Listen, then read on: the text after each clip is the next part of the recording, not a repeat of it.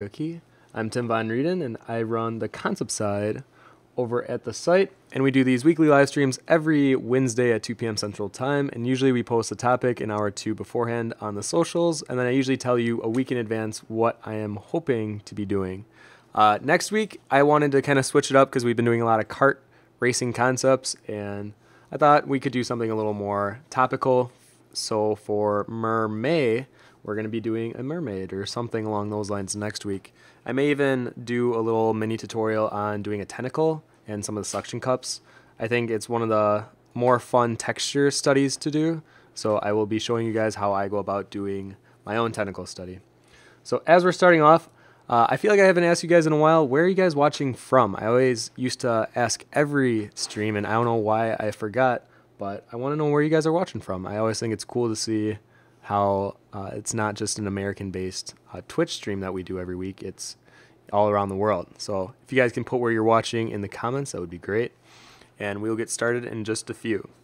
So before we get into this, and while people are joining in, I just want to say that if any of you guys are in the Northern Illinois area next weekend, I will be at Anime Central with a few of my art crew, and Key will be joining just to tag along the party. And it is a convention. It's an anime convention. And if for those of you who have never been to a convention, I definitely highly recommend going to one. Not only for the experience, but also maybe to see what other artists are doing to make income. And conventions is one of those things where you can definitely make a good chunk of change. It takes, at least it took me and some of my friends, it took a few years to really kind of get the ball rolling and kind of figure out how to properly do conventions, as I do think there is kind of a formula, and even we still don't know it fully yet. But we learn with every convention, and I think that it's good to kind of throw yourselves in these situations where you're around other artists, you're kind of seeing your art and what sells, what doesn't. So I definitely recommend, if you're an artist, checking into doing conventions.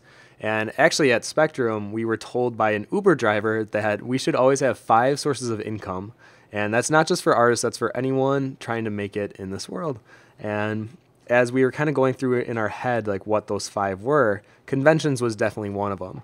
And as an artist, I think financial struggles can be difficult.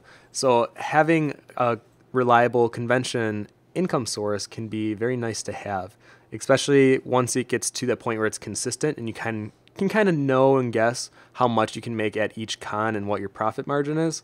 It definitely becomes more fun, or at least I hope it does for you guys. It's been very fun for me, and plus I meet a lot of new artists.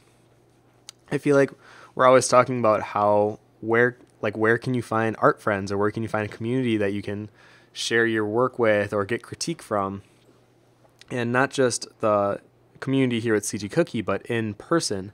And I think meeting these artists behind their booths, talking with them, and having somewhat of a dialogue with them can lead to new things, especially in my own life. As an example, I live with 2 people that I met at a convention, and one of them we did live streams together, but I never met them. And then I met them in a convention up north, and now she lives in the basement.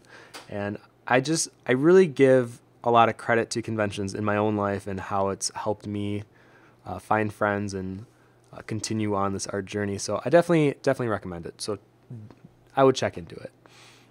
Okay, let's see where you guys are commenting. And if you guys have any questions or comments, please put at CG Cookie Concept before your question or comment. That way I can quickly see it when I go back and forth between my second monitor and the Cintiq.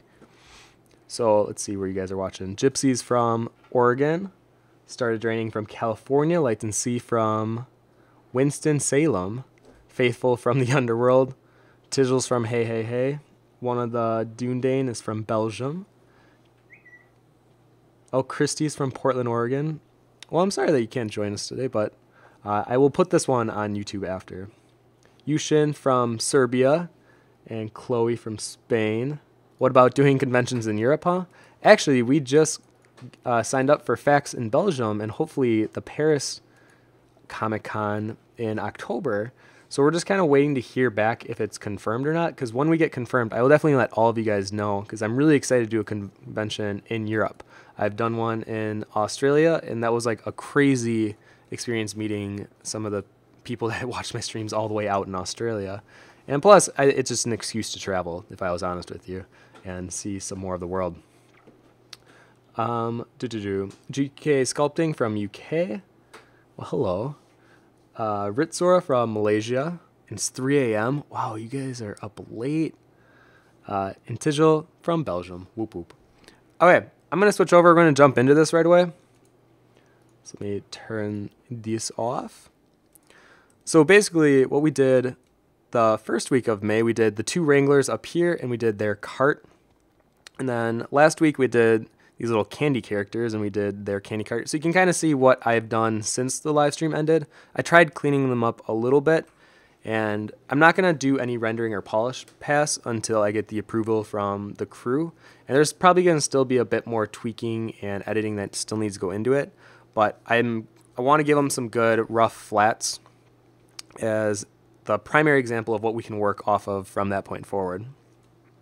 And today we're going to continue what we've been doing, and we're going to be working with our 2 little vampire characters. Now, these characters, for those of you who have followed CG Cookie for a long time, they have been kind of representing 2 of the Halloween contests that we did, I believe, in 2012 and 2014. And it is the first one was the modern vampire, and that's what you see with this guy here. And then the second was the vampire's little sister. And both these contests I actually really enjoyed seeing the entries. I loved the little sister entries, especially this was the winner, and I think it just captured the character perfectly. And you can really see the resemblance between the 2.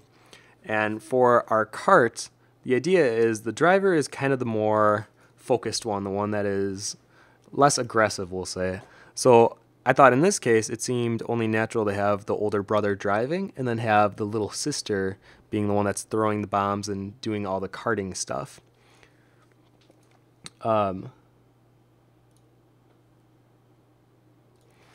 Yes, and we did change the back pipes here to be kind of the rainbow lollipop rather than the candy cane. Like I was saying during that stream, I thought it looked too similar and matchy-matchy to the characters. So by kind of switching it up and throwing different color palettes in there, it separates the character from the cart. And that's something that I'm learning, as I've never really done vehicles or a kart racing concept game before. So that was something that I think was good for me to learn and experiment with. So for our vampire characters, I pulled up some references, and thank you to... Let me double check just to make sure I get this right. It was. Okay, so thank you, CG Grifter, for putting in your own references. And essentially what I'm thinking, it's like a mix between hearse and something old-fashioned like this, where it has more of a blocky shape to the entire cart. I think it would definitely stand out against the rest of the carts right now, because we have the candy one, which is very smooth, and then the Wrangler one, which is kind of jagged and has a bunch of texture to it. So by throwing this type of cart in the mix, I think we'll get more of a variety of shapes and play. So this is kind of what I'm thinking, but if any of you guys have ideas that you want to throw out, I'm definitely open to what you guys are thinking and adding it in as we go. I think this type of stream is definitely kind of giving me feedback from you guys, and then applying it to the cart. Because like I said, I've never really worked on cart concepts before, so having any type of help is most appreciated. So I'm going to put this on my second screen. And like what we've been doing, I'm going to first do a quick outline to the characters, and then we're going to go ahead and jump into the cart. So let me zoom in. Let's see, where are they? Okay. And like I've been doing with all the characters, let me grab our skeleton. I've been working off of a template, which essentially gives me, and mind you, I've been squishing and flattening this, but I'm trying to keep the bone structure within each character very similar, so that when I hand this off to the 3D modeler and the animator, they don't have to create separate skeletons for each character. They can just use the same rigging and put the animations on that rig, and then just essentially just throw the skin of the character on top of it.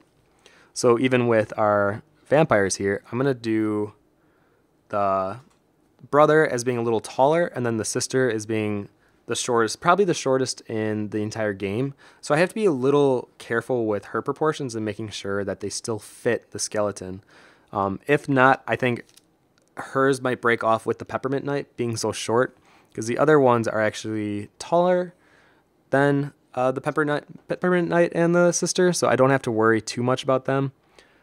I'm really trying to stick to one skeleton rig though, so hopefully we can make that work.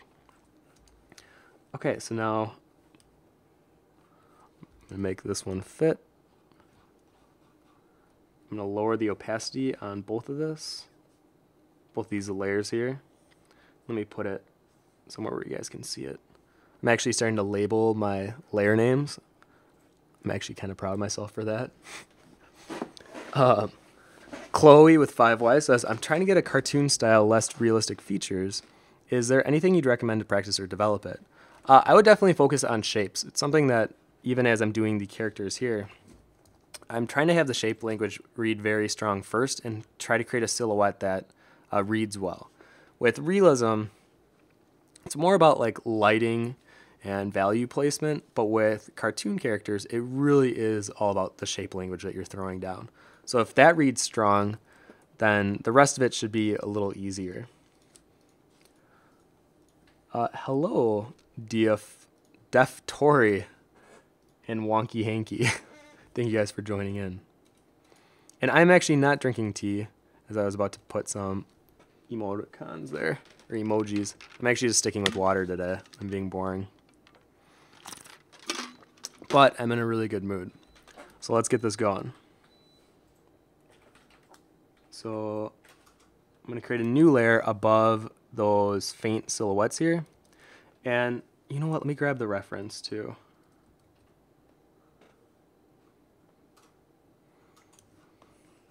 I'm going to make it smaller. And then the eyes were the promo featured banner image that I did for the contest long ago. So it's kind of funny, the vampire that we already have here in the bottom left, it kind of already fits the game, but I need to create it in the same position and the style of the rest of the characters so that it's consistent and cohesive. Make the brush a little bigger though.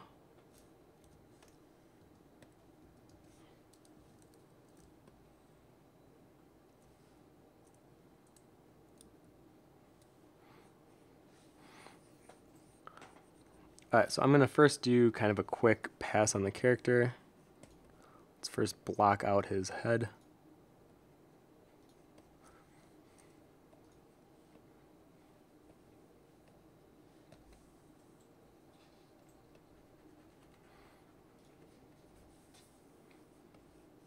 He has very long legs, but his sweater hangs down. I'm going to have that.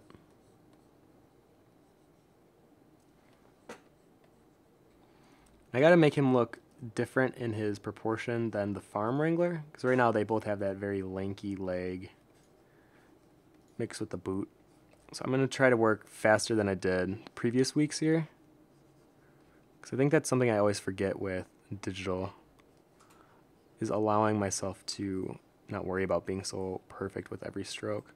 So I think with traditional, I'm very conscious of the drawing that I'm doing and how I'm laying it down, but with digital, I can definitely allow myself to be faster.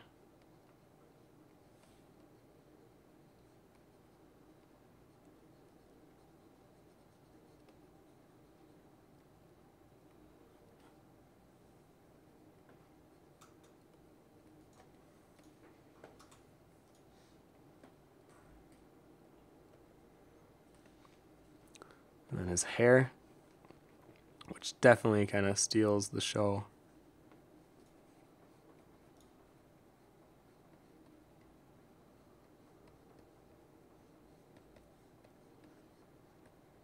Create a nice little womp.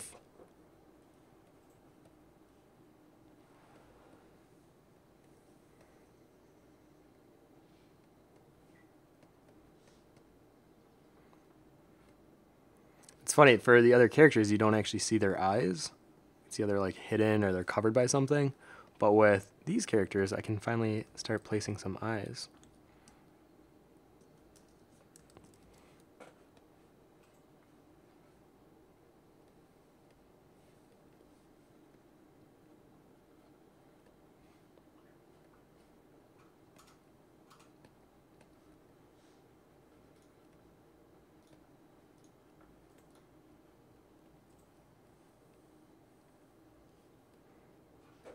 Kind of has like that tired look to him.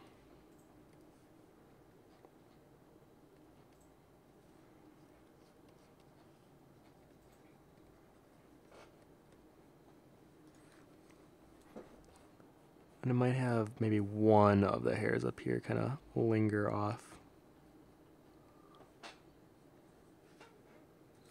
Yeah, like that.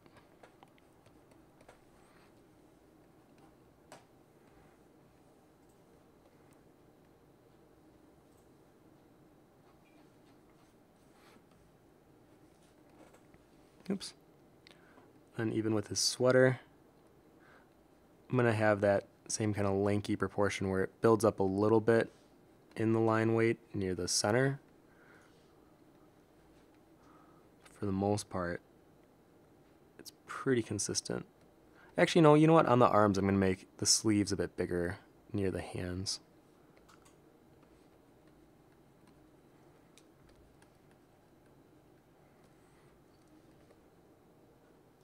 Something like that.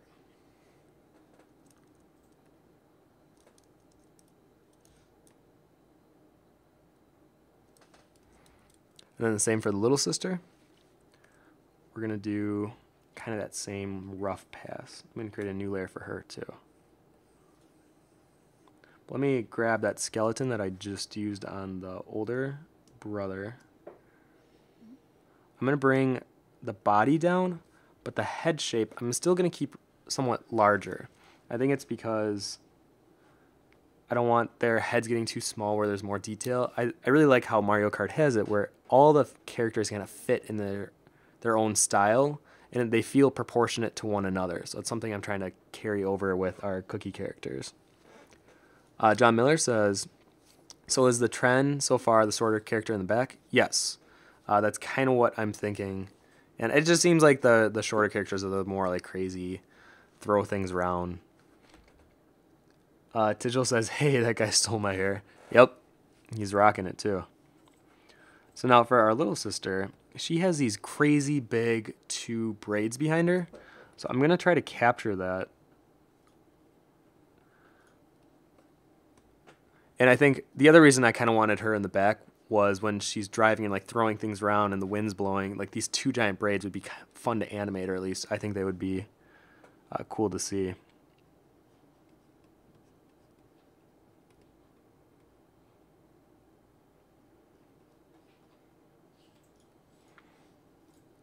It's got one big braid.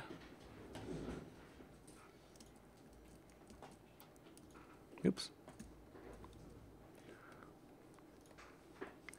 That second braid comes under.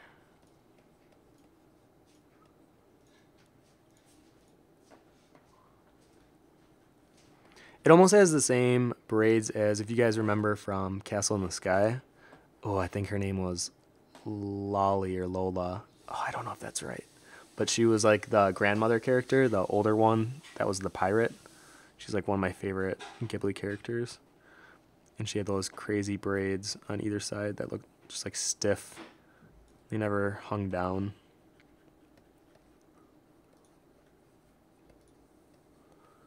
And then her hair is tied with this bow, which I'm just even expressing more here. I'm giving it more volume just to play with that silhouette even further.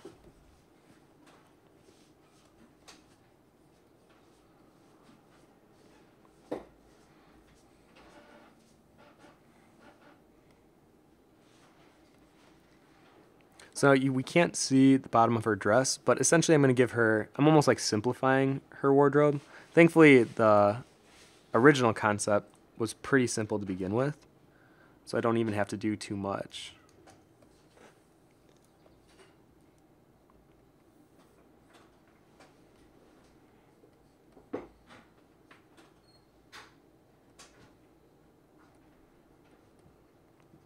The thing I do have to do, though, is I have to make her hands a little bigger. Because like I said, we have to fit that skeleton for all of them.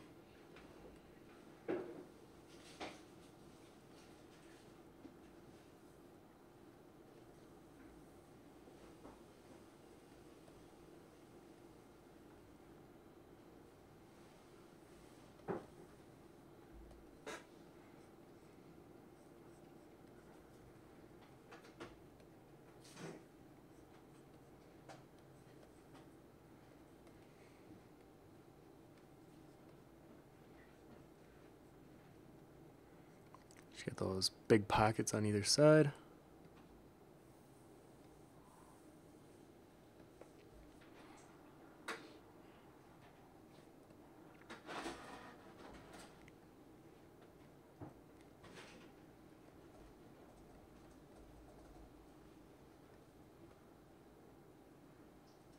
Oh, she actually has longer eyelashes in the concept. I like that. We're going to keep that.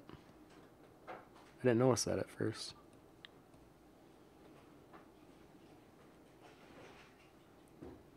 Yeah, like that.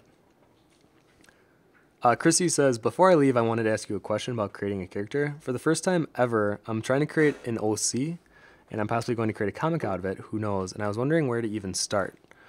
So for creating your own characters, I feel like it's hard to create it without it coming from some of your personality or your own personality or something that happened to you, and you kind of ingrain those characters with your own personality, your own traits, your weaknesses and strengths.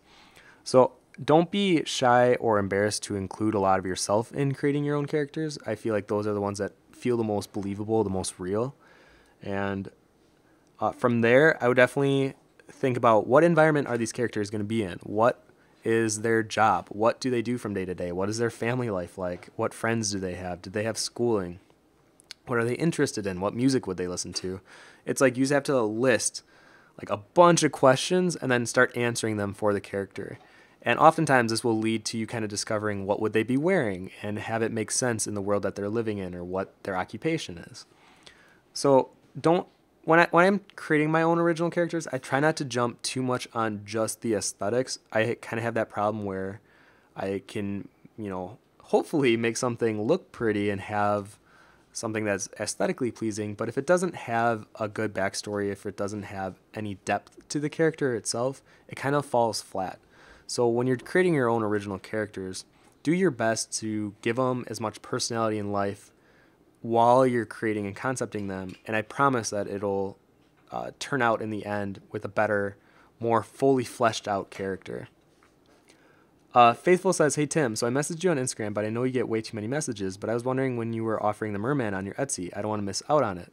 I was going to do that tomorrow. I know. I was thinking about doing it earlier this week, but I was having some other things I needed to focus on first. So plan on, if you guys want a mermaid print, which, do I have one here?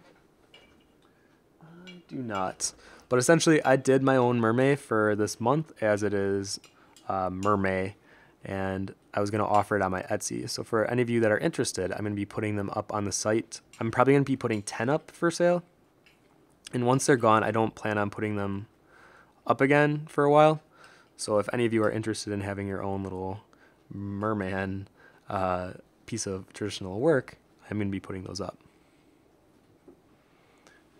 Okay, so I'm going to give her more of like a devious little smile. Where the older brother kind of has this like lackluster appeal to him, the little sister's going to have more of that energetic life to her.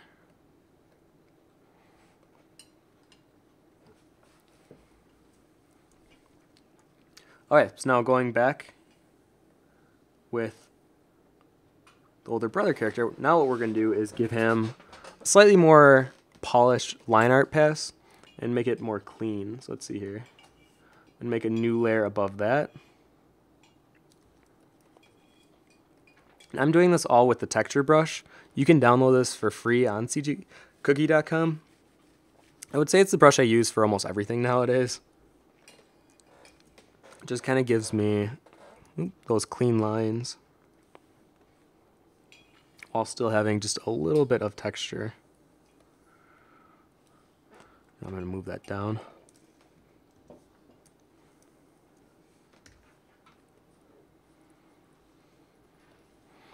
So now when trying to create a little nicer line art,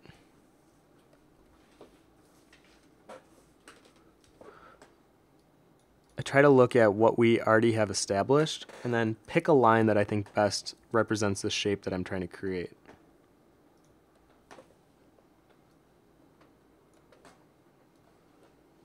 And you know what? I should be flipping my canvas. I should have been doing that earlier. Tischel says, she's called Dola. Thank you. I knew it was something along those lines. Yeah, I love Dola. Luabella93 says, my main character looks basically exactly like me. I have an inside kind of thought and opinion on everyone's main OC is kind of just an extension of who they are.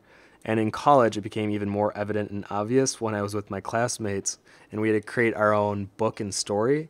And everyone's main character was basically just them, but with like some fantasy clothes or some sci-fi clothes and like something a little more edgy or different. But it was just them wearing cosplay essentially. So that's why the whole thing with my own project Swordplay, I named the main character Tim because I realized I'm not trying to hide it. It's very much just an extension of myself and how I see myself.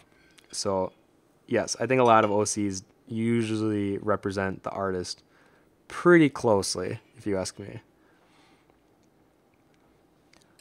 Okay, so now for their ears, I kind of like having a larger on the top portion here, little section, and I've simplified these little ears more so than, you can see them over here as well. You can see how before I still had somewhat of a realistic interpretation, but I've really simplified it here. And you know what, even the ear shape, we're going to make bigger, and we're going to turn it even more out. Something that I'm trying to remind myself is to have fun with these types of concepts. And since it is more animated and more on like the fun side of like doing concept art, to let the shapes complement that and give that same type of feeling off.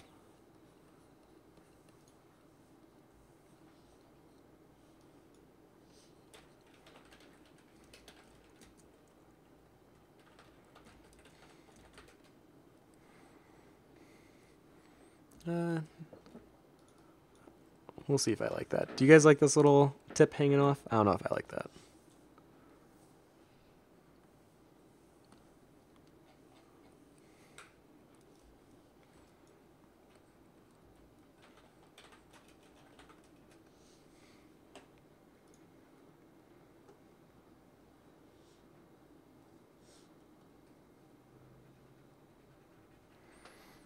He's kind of the more stern looking one.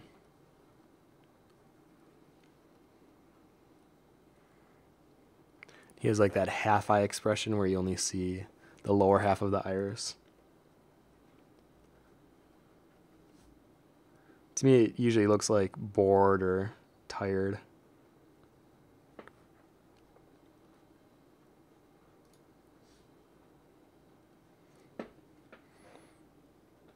See, even that looks a little too alert.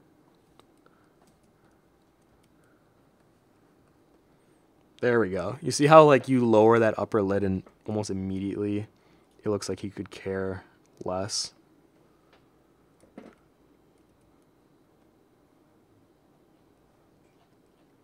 He's just like, he's too cool for this. He's over it.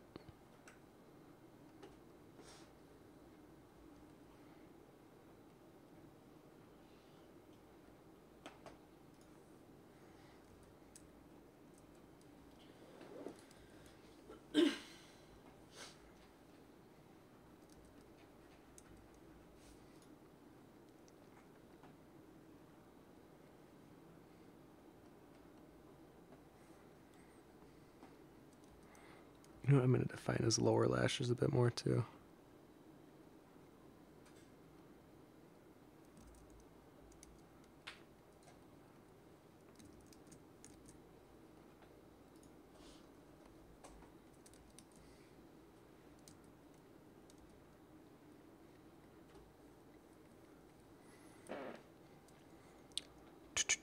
Tischel says, I don't really like it on him. It makes him look like a keychain. Oh, yeah.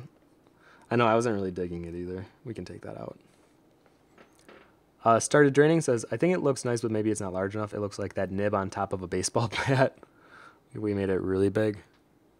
And it just reminds me of like a bird or a robin.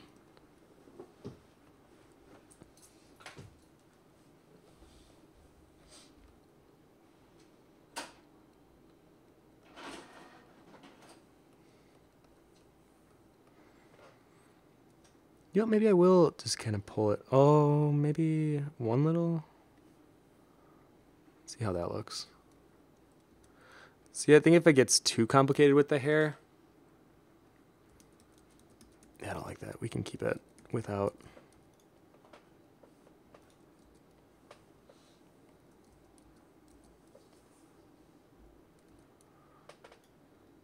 Just have it like that.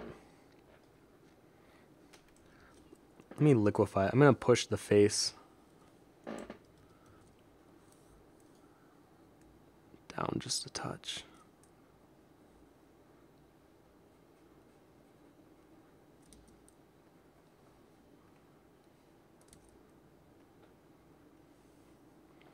It's almost like making little figurines or something. That's what I feel when I'm concepting all of these, of keep it smooth, keep it angular, or shapular, I mean. Gotta remember to flip my canvas.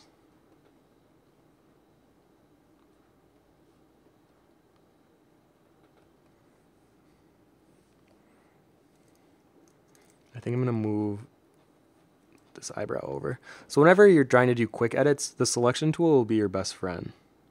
It's like one of the advantage of having it be digital, so definitely use it to your advantage.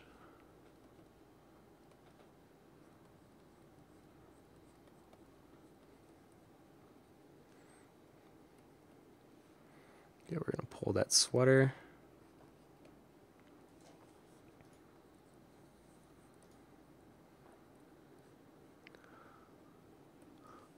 Like I said, we're gonna have the top of the sleeves and his body be more slim, and then as it goes down, it rumples, the fabric's clumping on itself.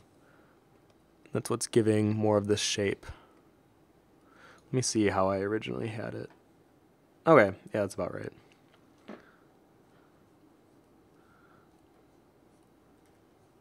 Oh, you know what I can show you guys? So, this vampire character, I was actually... I used him as a Halloween costume like 5 years ago, 4 or 5 years ago. Let me see if I can find it really quick and show you. It was like the first time I ever dyed my hair white, and it was a interesting experience, we'll just say, because for any of you that dye your hair, you know, to get your hair to be white, you have to kind of do a bleach and then purple, and then more of that if it's not quite the color you want. So I did it, I think, 4 times.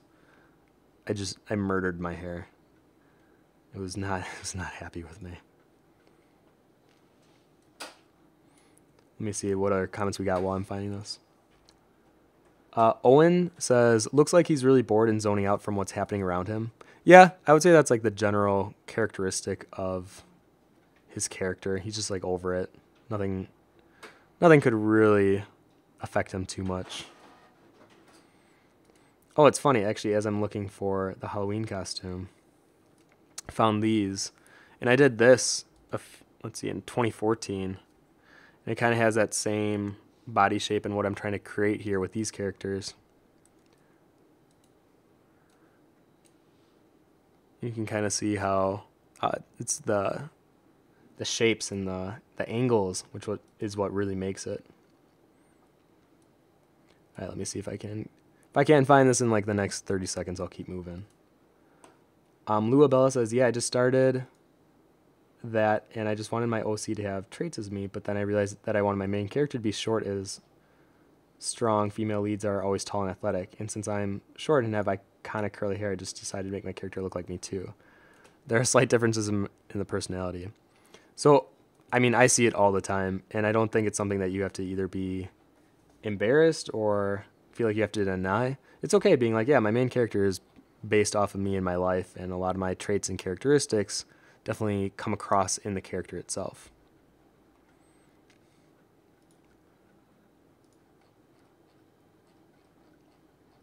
It's so, I don't know how often you guys like look through your past photo history on like Facebook.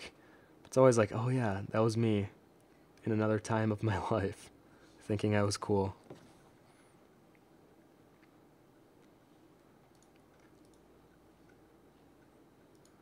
And for those of you who don't know, that is Matt from Digimon. I did a sticker collection way back in the day when I was doing conventions. Oh, I found it. And Matt and Sora were kind of my test dummies. Oop, where'd they go? Oh, I just had it. Where'd it go? Oh, there.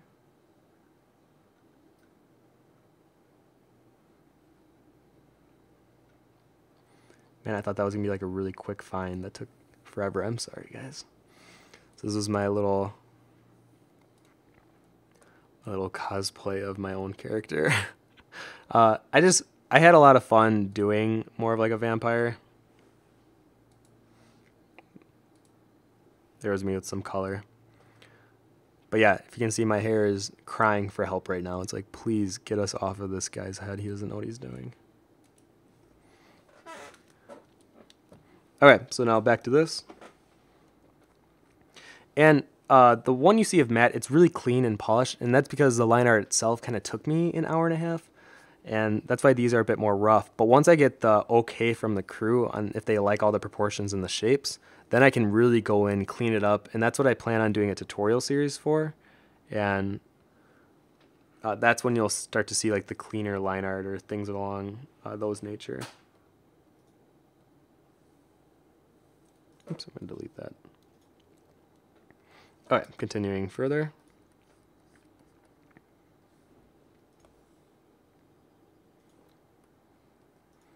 Those pants have just like a slight indentation where his calf is. I'm assuming they're skinny jeans. Because of course that's what a vampire would be wearing.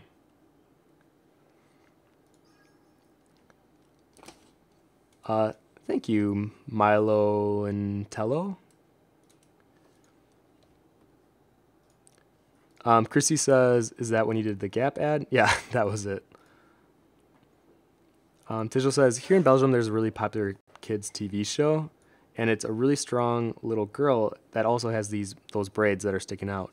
You can look it up if you want. It's called Pippi Longstocking. Man, I am sure I'm butchering that. But if it's the American equivalent of Pippi Longstocking, or maybe it's not. It could be its own separate thing. I don't know.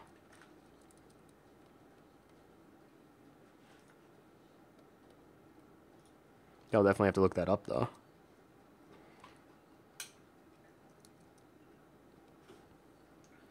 Okay, the only thing with his boots that I want to keep that has more of a realistic look to it, these two little straps that hang off the side.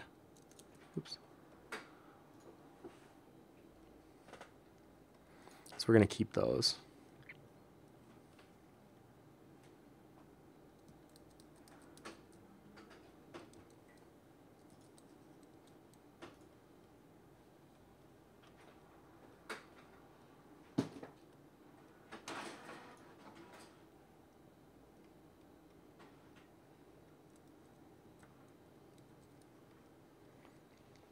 Like that.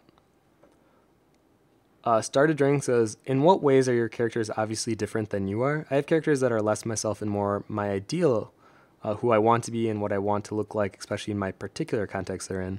I also use small hobbies and dreams of mine in characters that I can elaborate on. What traits do you decide to give and why?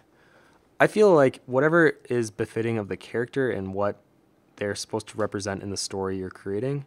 So like even in my own story with Swordplay, there are some characters that I feel I am most like on the day-to-day, but then there's some characters that I feel like are me when I'm at a party or I'm at a club or something where it pulls an enhanced version of that personality trait that I have. So some of them may be more dormant, but I feel like they get pulled out in certain scenarios and situations. So yeah, if every character was exactly like me from my day to day, I feel like it'd be a very boring book. That's why you got to have like those extreme versions of yourself included, and maybe some of the negative parts that you don't like about yourself, but you can at least be aware that you have them and have them featured in characters. And that's why I love art, because you can kind of find who you are in yourself through the stories and the work that you're creating. And even with some of the characters that I have, I learned that, yeah, I can be stubborn. And sometimes I need to like take a step back, or I react sometimes too quickly if I feel I have to get defensive, or if something about my integrity is being intact. So I feel like, yeah, it's easy to throw the good traits you have in a character, but I think you also have to throw in some of the negative ones too. And that's what will balance them out and make them feel like a real character. Otherwise, they kind of have that Disney. I mean, I love Disney, don't get me wrong, but sometimes Disney has a problem of making their characters very one-dimensional. So, like, if you are an Ursula or if you are a Jafar, you are one-dimensionally evil. You don't have any redeeming traits. You don't have any justification as to why you are doing the things you are doing. And while it works for a kids' movie, and I want to emphasize, I love those Disney classic movies, I don't think they work too well in trying to create a full-fledged dynamic character. And you can even see that with the trend of the Disney live-action fantasies with like Maleficent, or even in television with Breaking Bad. You have these villainous characters, per se, but they have these redeeming traits, or you can kind of understand why they're doing the things they're doing. And that's what gives them that more of a multi-dimensional personality. Well, thank you, Snowwraith18, I think that says, for following. Okay, the one thing I do notice is his hips are very much forward. We're going to take the selection tool. We're just going to move those back. We're going to give him a more realistic stance there. Okay, and then same for little sister.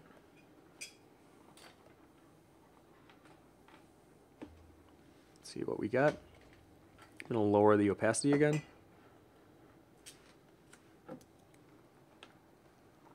And do the same thing we just did to him. Tijel says, haha, that's the only Tim I met in real life, the white-haired Timothy. Yeah, that was the second time I dyed my hair. Why did I dye my hair that time? Oh, my roommate Tyler never dyed his hair before, and I said I would do it with him to try and convince him. And then, yeah, he sported purple hair for a very long time. I actually like having the white hair. It was a effort, let's just say, to maintain it, but I kind of like the look of white hair. And he also said, Tijel says, oh, yep, that is the same as Pippi Longstocking. I didn't know it was that popular.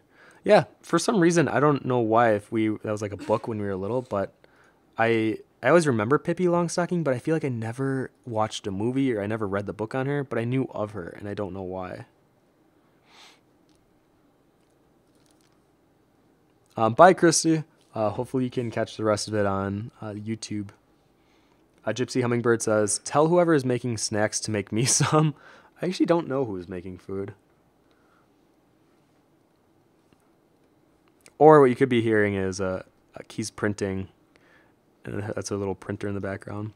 We got a lot of conventions coming up the rest of this month, so during the week it's usually a lot of just like restocking. You'll click like the print button in the morning and then hopefully print as much as you can throughout the day.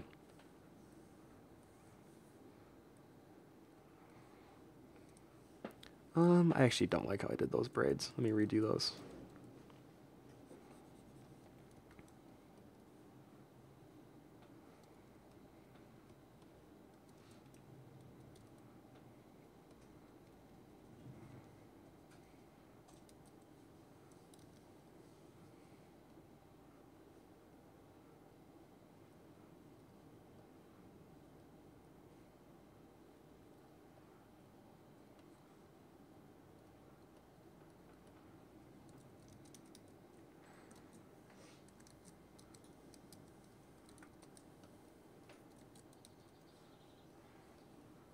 Try to do that again. There we go. I think that works better. Thank you, Mean Machine with an X Machine. Oh man, I could not catch that in time. But thank you for following. All right, now to simplify kind of the poof on the end of each of her braids, we're just going to have these simplified rounded out shapes mixed in with some pointy ones. We'll definitely have to work with the 3D modeler on figuring out what exactly we want for that.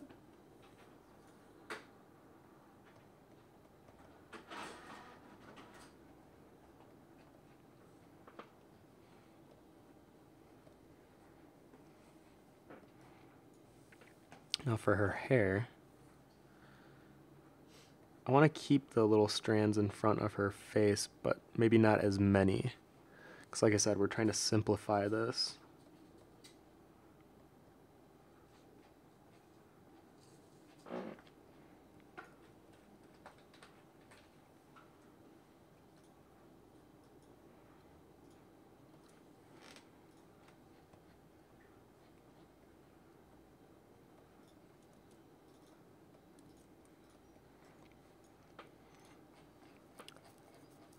Lights and C says, what do you like or dislike about using a Cintiq for line work and painting large areas?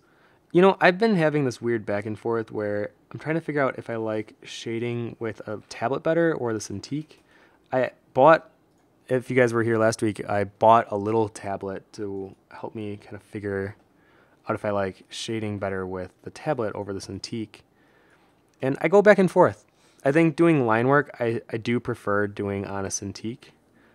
I think it gives me more of that traditional feel that I like doing with my drawings with pencil and paper. I can see exactly where I'm putting my lines down. My biggest gripe is I feel like I'm doing a workout sometimes. My arm actually does get tired because I think I have my Cintiq almost on the same level that my eyes are on. So my arm is like this, and then I'm constantly doing arm motions, and it feels like I'm doing some weird workout. So yeah, I don't know. I still go back and forth. I don't think I prefer one over the other yet, but I can say for sure I like doing line art better on the Cintiq. And in terms of shading, I'll get back to you on that.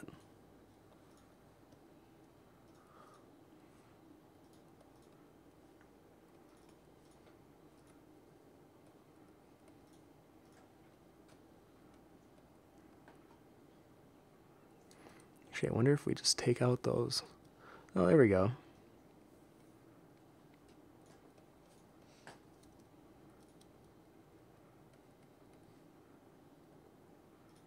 Do the same thing on this side.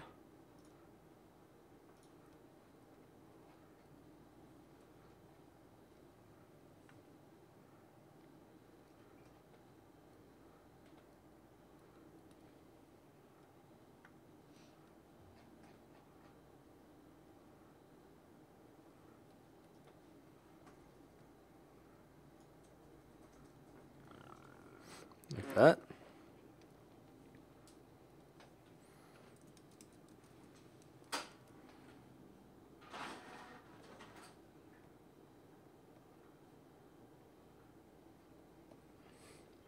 And we'll get to our wardrobe. Luabella93 says, why do I always end up eating salad during the stream? It makes me seem so healthy, but I eat chips, crepes, and McDonald's every other day. Well, I'm glad that you're eating salad while you're watching the stream. I mean, I feel like my favorite snack is a carrot for sure. But then if I have like a good, like newly bought batch of spinach, I think that's my favorite thing to munch on.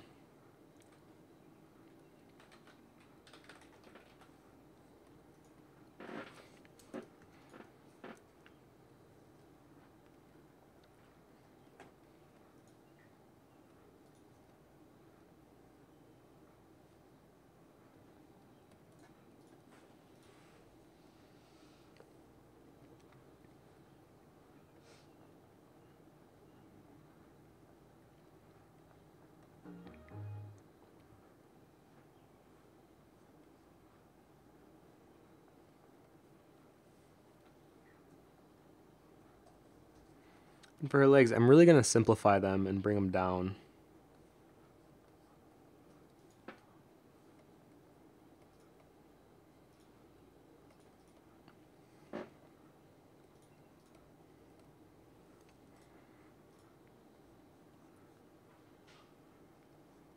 And for her arms. And the reason her hands have to be bigger too is she's going to be the one throwing these bombs. And her hands can't be super small. I mean, they could, but like I said, I'm trying to use that same skeleton rig. So I want the animations to be similar for like throwing and doing that. But I feel like what the animator might have to do is for each character, give it some little individual animations just to give more character to each. Because I feel like the way the vampire girl is going to throw the bomb will be completely different than the Peppermint Knight or the Desert Wrangler.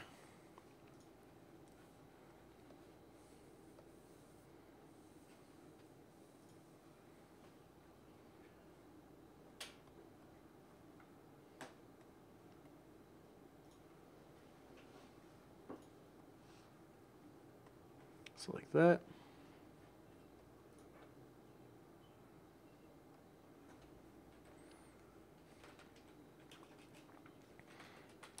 I'm going to liquefy. I think I'm going to push in the sides just a touch.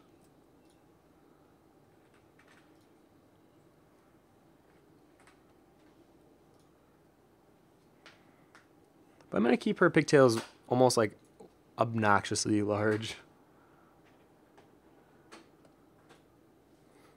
Like that. Now let me take a look back. Yeah, I think I like it. She can be a little bigger.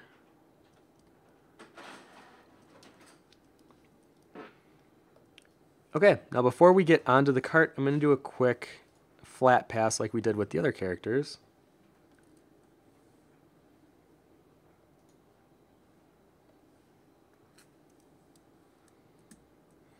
And for this, I'm just going to literally color pick from the concepts we already have done and then lay them under each of these. So we're going to do the brother first. And the other good thing is I'm going to, for these two characters specifically, we can keep it very similar to really showcase that they are related. So having very similar skin tones, color palette, and everything in between.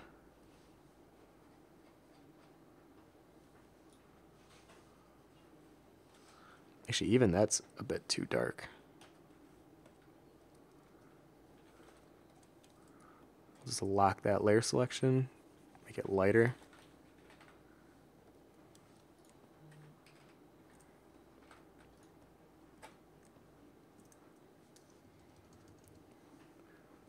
Like that. Oh boy. Gypsy Hummingbird says, I have kale plant that's been trying to grow for 3 years. Finally out of the way of deer, so I munch on it every time I go outside. Oh, that's awesome. Kale's another one of those that I want to grow. I currently have a little spinach farm going for the first time in my backyard, so I'm hoping that will kind of take off. Then I also have some strawberries and green peppers, tomatoes, and beans. That's the start of my farm here. Okay, their eyes have more of this purple color tinting to them.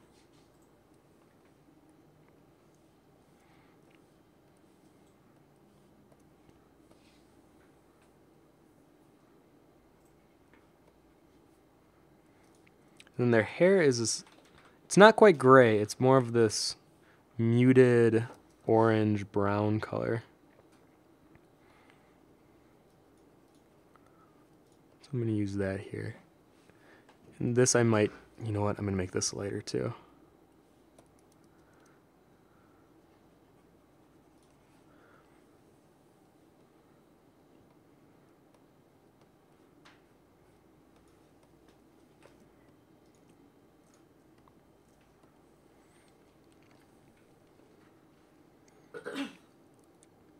On to do.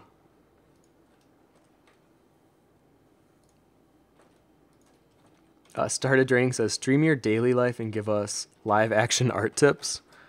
That would be interesting. I will say there was something that I learned yesterday. It kind of like confirmed my theory of how I see artists and the art journey. So I'll explain that after I get this part done.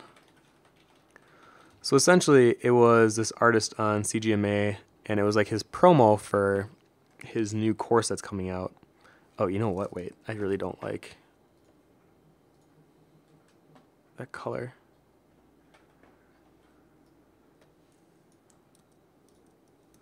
Or maybe I do. And he was saying that artists life is very similar to an RPG or a video game. And here, let me give you the quick rundown. So his theory was saying that when you start an RPG, here you are, you're level 1. And this is the end boss. Some crazy, demonic, angry villain final boss.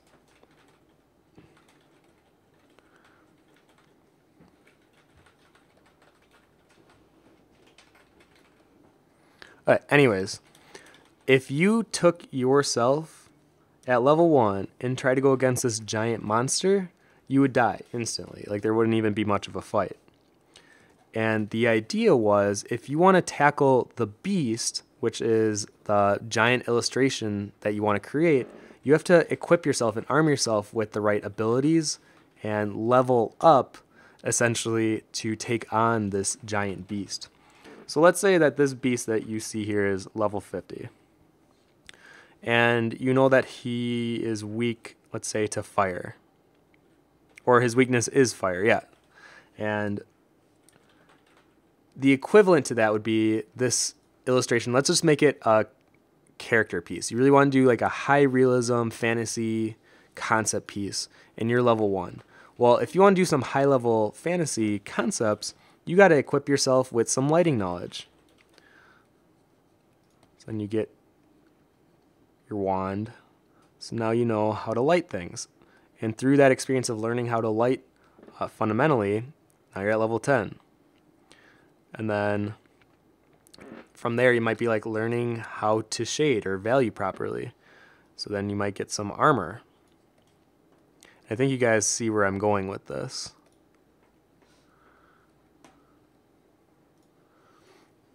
So essentially, you're going to keep leveling up from the fundamentals of lighting, value, color theory, shape language. You're learning things more and more. And by the time that you finally get to the dragon, you're going to be either at that level or even higher. And you're going to be able to conquer that beast and create an illustration that you're happy to present. So don't just jump into art thinking that you can tackle the beast right away. You got to level yourself up. And I like the idea of leveling up as well, because we compare ourselves to artists. I feel like it's inevitable, and I think we'd be lying if we said we didn't. So when we're comparing, usually we're looking at like what skill sets they have, what we have, and then trying to figure out essentially who's better. But instead of saying like who's better, instead look at that one artist and be like, they're really good at realism shading, they're really good at understanding lighting.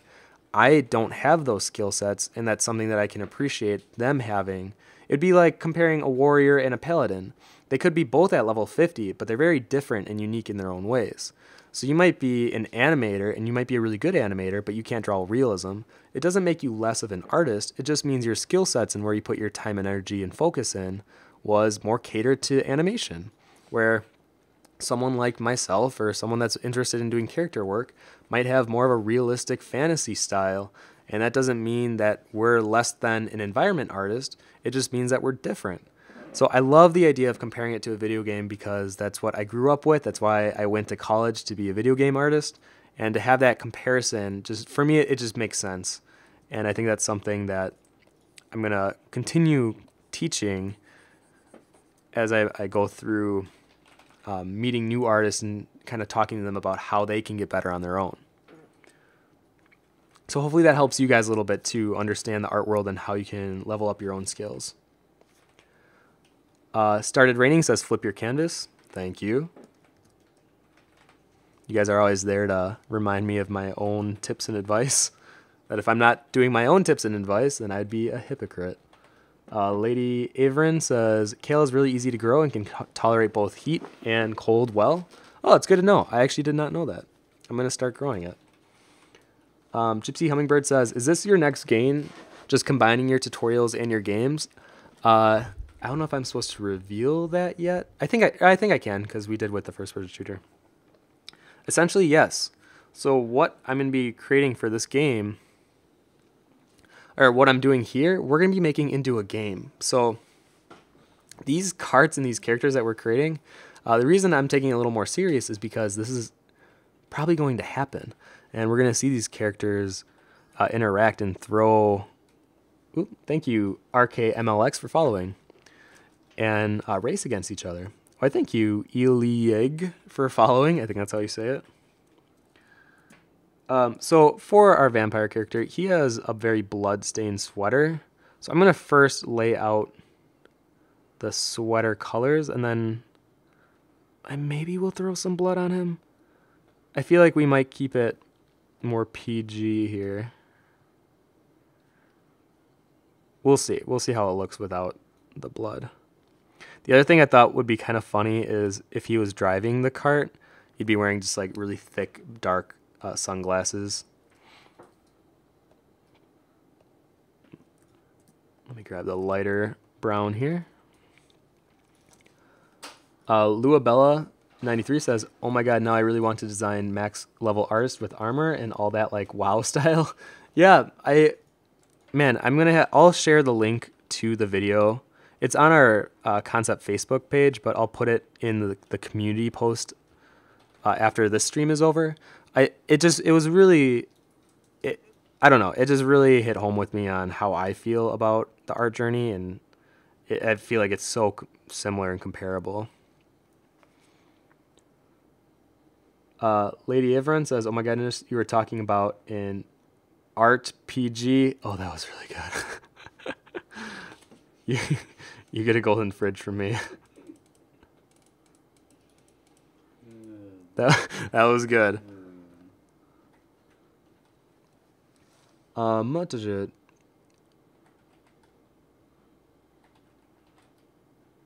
Started raining says if you can't add blood, add dirt. Maybe. I feel like all these characters I'm going to keep more on the simpler, clean side. I know I'm really being heavily influenced by Mario Kart, but that's because of how much I think they did right with the game and the characters with the consistency, and I'm just in love with the way they do Mario Kart. But the one thing that we're going to try to do different, and I've already talked to our 3D modeler about this, he thinks it's a good idea. We're going to see if we can make it happen. But rather than having kind of the same pickups and throw items that the kart games usually have, is to have a lot of the abilities be very specific to the kart itself. So something that the vampires would be able to do, the other characters would not. And it would be specific to them. So like the idea I had with the vampires was the front of their car has these like teeth. And the idea would, when you use your special, it's like the front bumper, it would like launch itself like 30, 20 feet, and anything in between, it would just instantly like ricochet the vampire cart up to it. So if there was someone ahead of you, like a first place driver, and you wanted to catch up quickly, you would latch onto them, pull yourself up. And I'm still trying to figure out if it should be one of those where you hop over them, or you just like get really close behind them. So I think that would be one of the first perks of using the Vamp Kart. Let's see. Oh, I gotta get moving. We're already past our first hour. Woof. Okay, let me do a quick pass on our little sister here.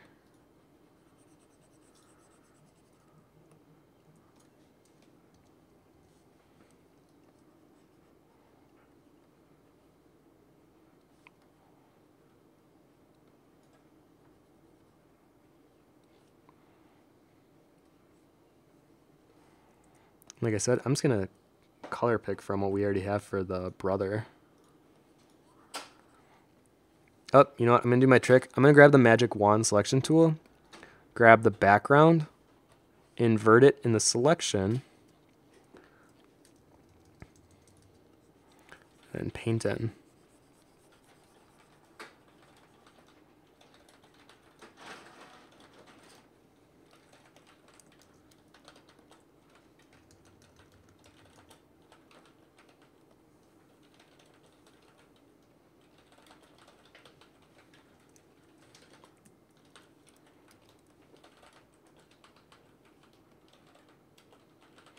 I'm going to try to work a little faster here. Because then we got to get going on this cart.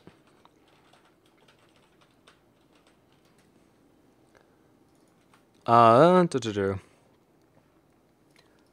says, I just noticed, does he have wings? He kind of does, yeah. It was like one of those subtle little hints that I threw in the original concept. Luabella says, Tim is the king of puns. I don't know if I'm the king, but I definitely appreciate them. I found myself getting older appreciating like dad jokes more, or things that are like the wah wah kind of funny, but I actually really enjoy those. Owen says, does the Vamps have a vampire crew like Lost Boys in daily life, or are they just the duo? Just the duo. But one of the contests was to draw, it was initially to draw the little sister of the vampire, but then the second one was to draw the vampire's best friend. So, of course, keeping with the theme, his best friend is a werewolf. And then last year we did drawing the boy witch. And the boy witch is kind of, I don't want to say like, I mean, yeah, he's like the mean one, I would say, of the crew. They're not really friends. If anything, they're more like adversaries.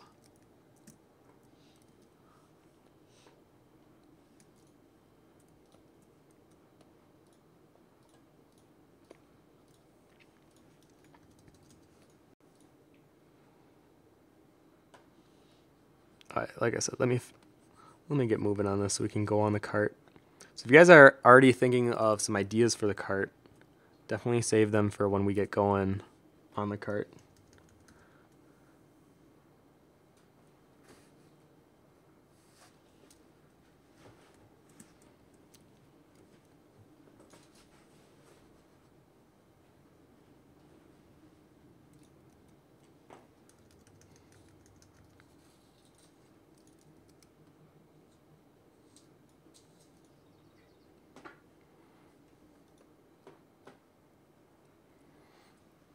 All right, I definitely know I'm going to have to clean some of that up later. That's okay. I want to keep moving here. Faithful says, maybe the front bumper of the cart has teeth, and when you get close enough to someone in front of you, you can chomp on the other cart and spin them out of your way. Yeah, I want to do something with the front of them with having the teeth.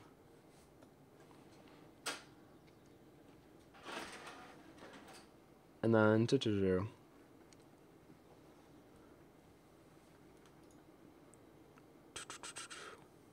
Luabella says, in that case, you would love my dad's sense of humor. Mom and I always end up shaking our heads at him. Yeah, I love parent humor. I think is funny. Faithful says, I feel like the little sister doesn't look enough crazy happy. She's more of like, I mean, maybe I could make her more crazy happy. I definitely pictured her more, I'm trying to think of like a good comparison.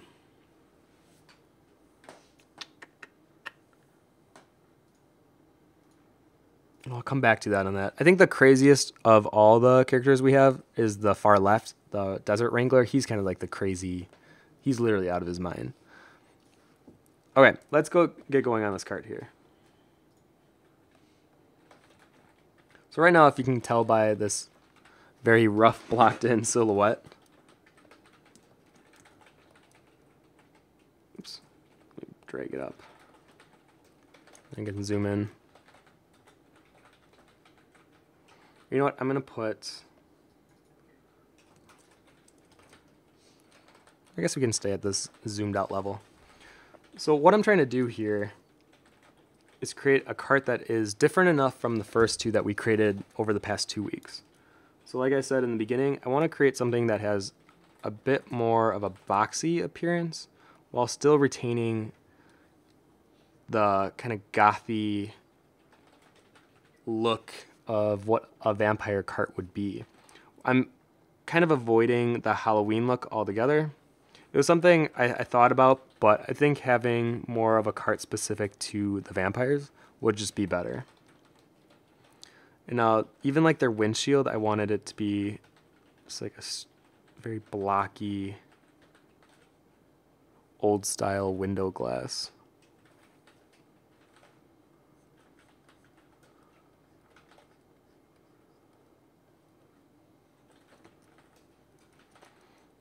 And trust me, this cart is definitely not like in a final design or anything. So if you have ideas, definitely throw them out at me. Started Raining says, for the cart details, you mentioned you were going to do something akin to a hearse, give it a bat car bonnet statue on the hood. Oh, that's a good idea. Oh, I like that. I like something down here. Yeah, I like that idea. Art of Wubbles says, I think the winner last year was the boy witch with a goose, right? Is he going to have a cart? He will not for this game, but if we do have like extra characters or if this is something we pursue further, we definitely want to add more characters. Because so far the lineup, we're thinking we're going to have 4 carts, 4 to 6. And each cart is going to have 2 characters. So for me, it's fun because I get to make more characters. I get to kind of bring back older characters from the past, whether they're contests or just CG Cookie mascots in general. But as of now, I think the other characters we're going to do are the Eat Sheep characters. So the monster, if you guys are familiar, there's like a giant orange monster and a sheep. And then a robot cart, which will be the Unity robot that we use for a lot of our tutorials. And then the new robot that we're creating for the first-person shooter tutorial.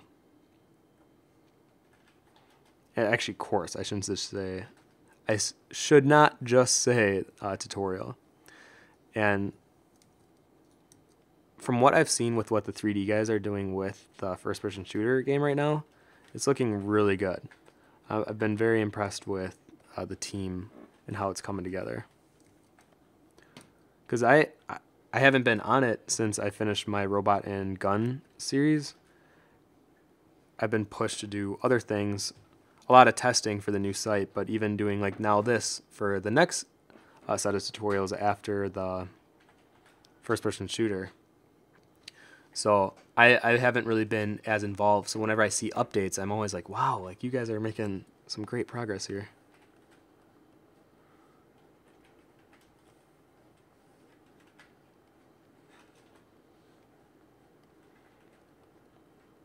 And I guess that's how it is sometimes working on a team.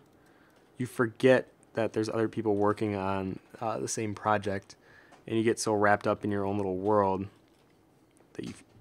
that when you see updates from other people, it's like a nice little refresher or a surprise, really.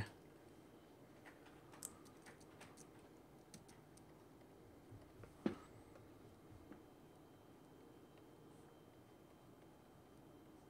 thinking this will be like the metal front, and then it gets pulled back.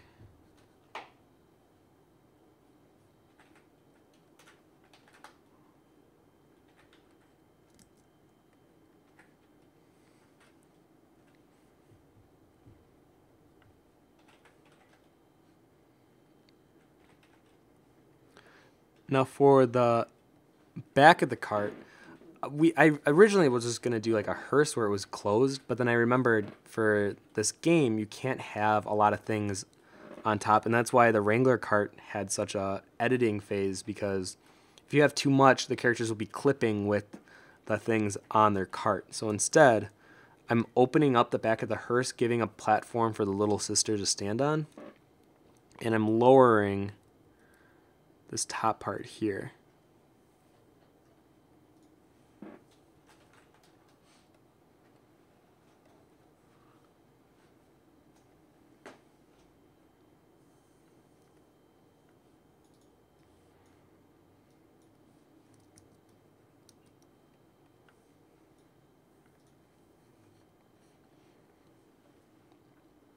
Actually, even as I'm looking at this, we can probably make this a bit shorter.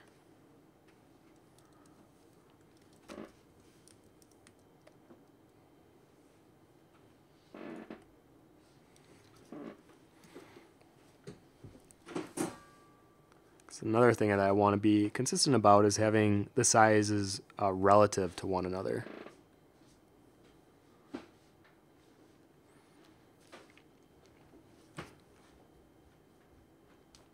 Lady Averin says, oh my god, yes, a little sidecar for the goose. Oh, that would actually be really funny.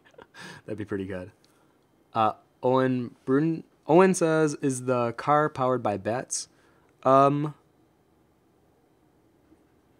I don't think so.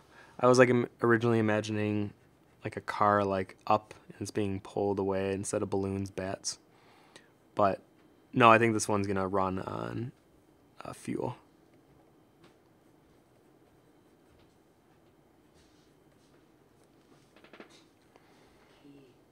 So in here, I'm thinking of having the teeth. You can see how, actually we can make them all kind of pointy, like that. But I need it to be like a bumper that can detach and latch itself on a car in front of it. So I feel like I have to make it actually a bit bigger too. So like here.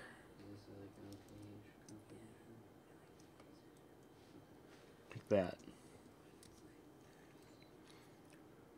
Faithful says, it'd be funny if each character had a cheerleader. Oh, that would be actually pretty good. Like as you're passing the finish line, a bunch of the other CG characters that aren't exactly included in the main lineup, like they could be cheering on. Because even, I want to throw a little Easter eggs. Like if you guys know who Frederick the Duck is, he's kind of like a newer mascot. He was introduced last year. But it wouldn't really make sense if he was a driver or someone throwing bombs. So instead, he might be like in the crowd or somewhere in the environment that you got to search for him.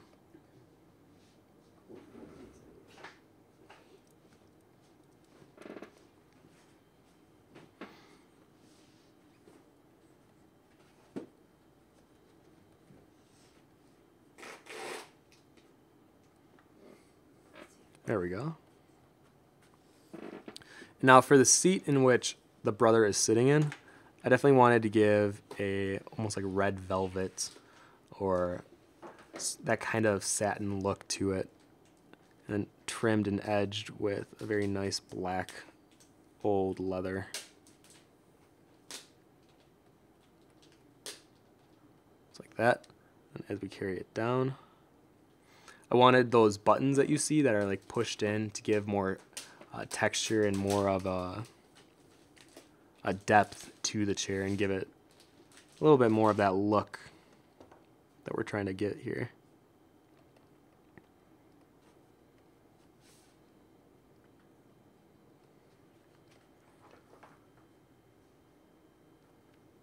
Faithful says, does the little sister have a big daddy? Of course I get that reference. Yeah, Bioshock is probably one of my favorite theme or like thematic idea in a game. It's just a lot of things that I love about, man, I just feel like one, it's like underwater. It has the early 1900 feel to it, which I love that time era. And then it had like the masquerade, and of course it had like bunny masks. And then it was like texture everywhere, especially in the second game. They kind of like had more of the underwater, the salt water invade the areas inside of this underwater utopia. So you got to see a lot more like barnacles and things being eroded. I love that. So yeah, I love the Bioshock series.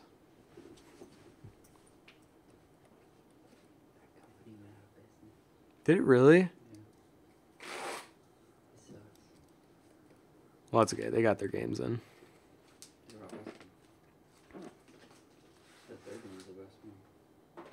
Well, everyone has their opinion.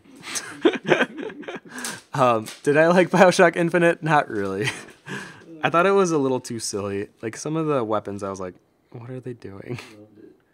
Except I love the opening with it was like the choir of people singing and you're in the water with the candles floating. I mean, it's visually pretty. But yeah, I don't think anything will beat the originals for me.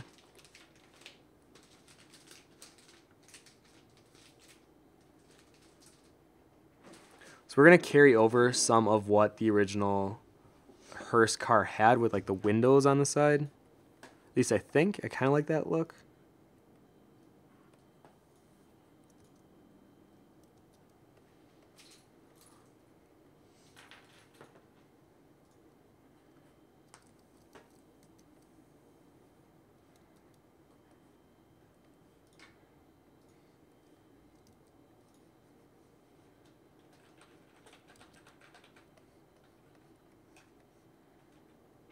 They kind of had like those curtains on the inside.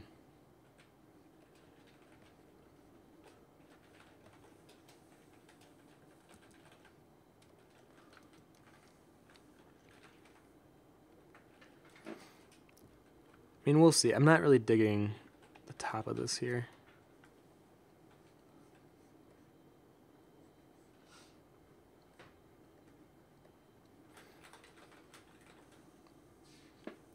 Yeah, I don't know if I'm digging the back of the car right now. We'll see, though. Art of Wubble says, the other monsters from each sheep could be cheerleaders and also the other Winter Wrangler. Oh, wow, you have a good memory. Yeah, the Winter Wrangler was from the original Each Sheep. We actually do have 3 other Wranglers. I don't even think I showed them publicly. Maybe one day I will. I don't know if I'm allowed to right now, but there are other Wranglers besides these 2 and the winter one. Faithful says, when any of the cars get hit, maybe the character in the back does something to fix it so they can't use any weapons for a couple seconds. Oh, that's a good little... Oh, that would be so annoying, but like in a good way. Art of Wubble says, and Piero, is that how it's spelled? Yes. Yeah, we could actually have Piero like flying around or something. I think it would just be cool to have kind of the CG Cookie cast and crew come out for this racing game.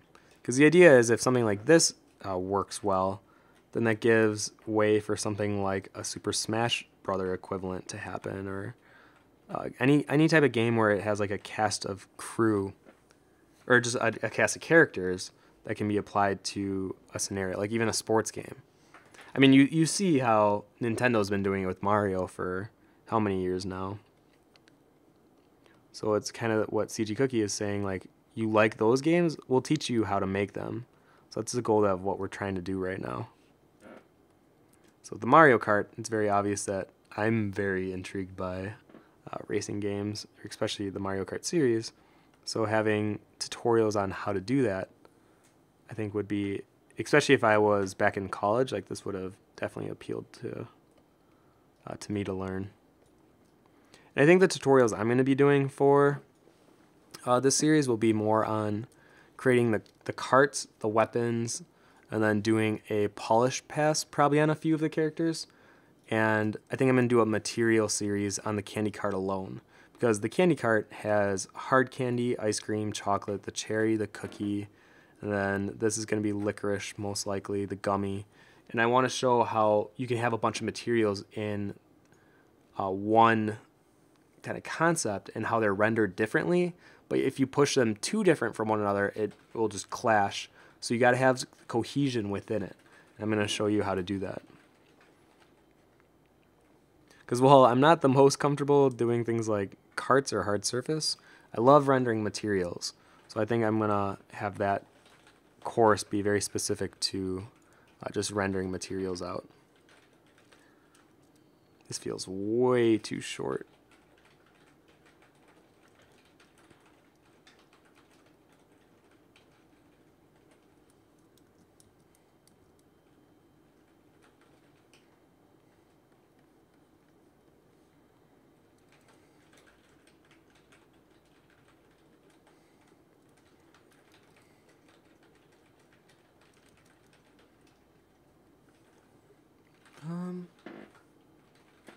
Something still feels short to me.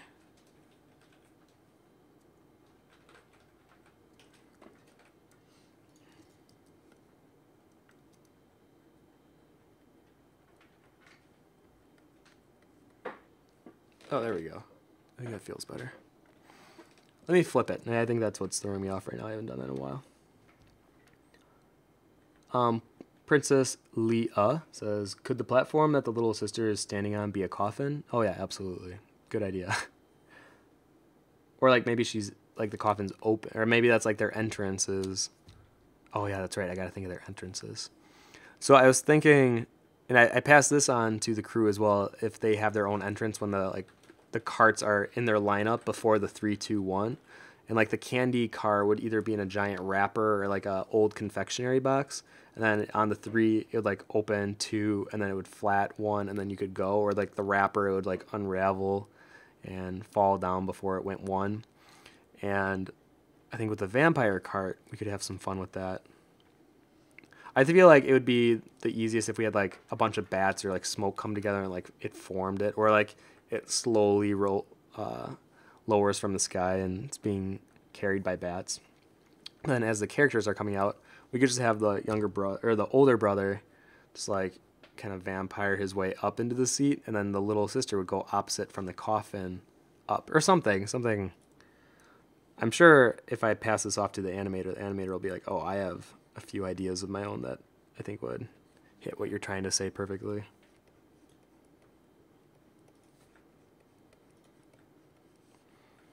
And that's kind of the benefit of being on a team that I genuinely do trust. I feel like they'll have good ideas, and I know if I pass off this initial concept, I feel like they can throw back some new ideas or have something that I wouldn't even be able to think about. And it's just because that's their field of expertise, and I have to respect and acknowledge that, yeah, there's going to be ideas that they have that I don't have. And when you give that certain amount of trust to your crew members, I feel like it creates a better product in the end.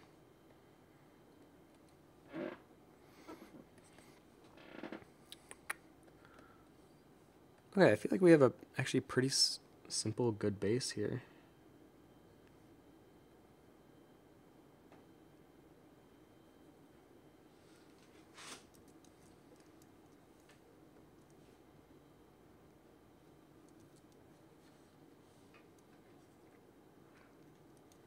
Yeah, something's going on with that back, though. I'm not digging it.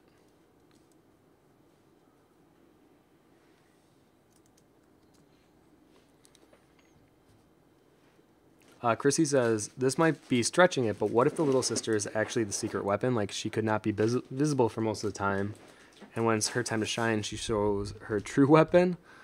Maybe. You'd have to explain that, I think, more, though. Owen says, how does that cart not melt? But I bet magical ice cream. I'm sure it's magical ice cream. Yeah, I'm not sure either. Or just like a car that looks like candy, but you know how it goes in these fantastical worlds. Digital says, the car you're making already exists. Check the link I sent a bit back.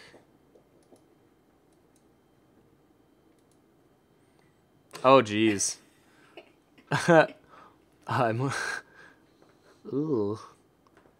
I mean, not that I have anything against Pixar, but Tomato is not who I was thinking of doing.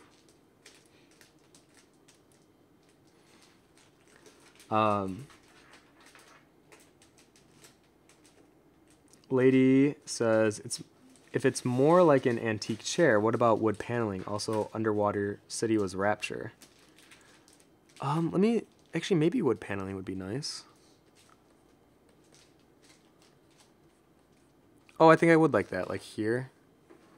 And then maybe going up.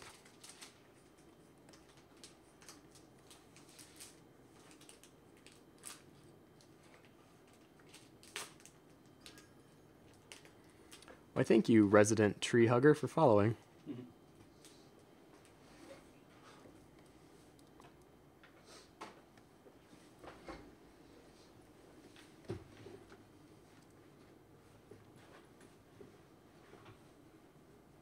Let me look at my references here.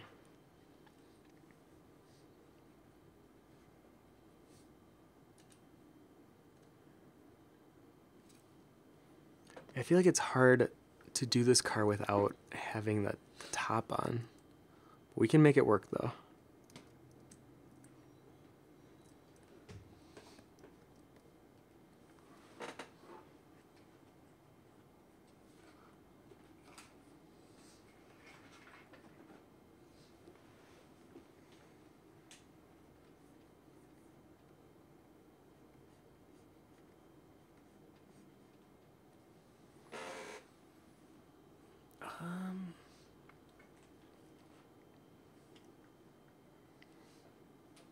Yeah, this one's a little tougher.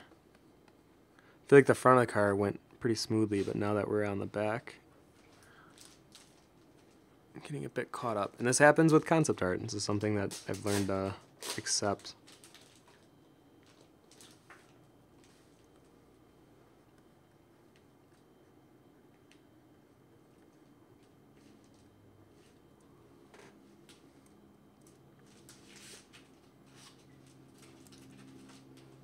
Let me flip it again. Oh, there's a lot of questions. Okay.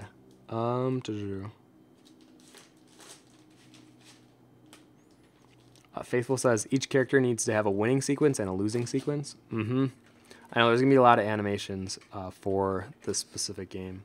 That's why I don't think we can have too many characters included, because we're not trying to create like a full-fledged game. Well, maybe, who knows? Am I right? But I think to start off with, we're gonna keep it more condensed and really focus on each of the characters we do have, so that each of them feels like they were given enough polish for what they need. Started Draining says, do you have any ideas of a color palette? Oh wow, you already created a little palette here. Ooh. Oh yeah, here was the palette that Started Raining gave. Oh, I like that. I definitely wanted the cart to be darker, because the vamps themselves are so light and so fair that I think having a dark car would contrast it very nicely. So yeah, I love that palette you just gave over. Lights and Sea says, this might be a bit Munsters, but what about some cobwebs? I thought about it. The Munsters car has a very antique, like old classic look to their car, and I'm not opposed to it. Altered Mage says, this would be good as a burgundy or dark red. Yeah, definitely one of the dark colors. I really do like having this almost black or purple represent the car. Purple, I think, would be a nice color for it.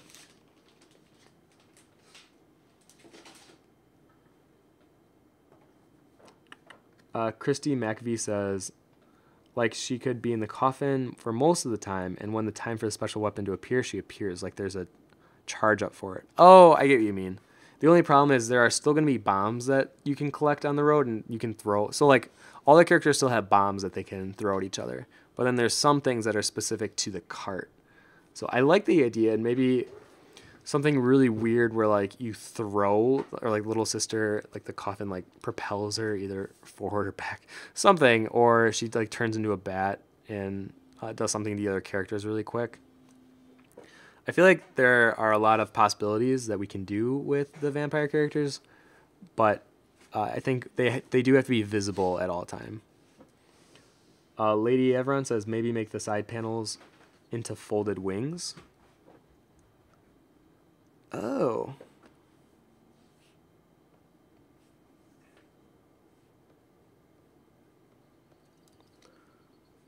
So like, wait, I think oh, there's so many bat ideas that just came to me. So like, these could be wings. I actually thought you meant the fabric on the inside. So like here, and on this side.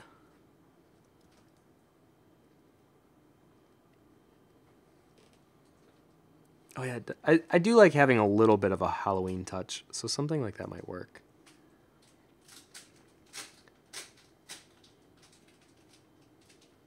Oh, I get it. You're saying that they could extend and push away the competition, or like maybe they fly for like a second or two. Oh, that's an interesting idea.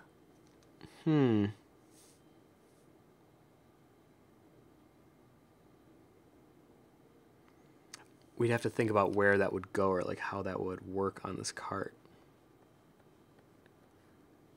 Because it is a fun idea.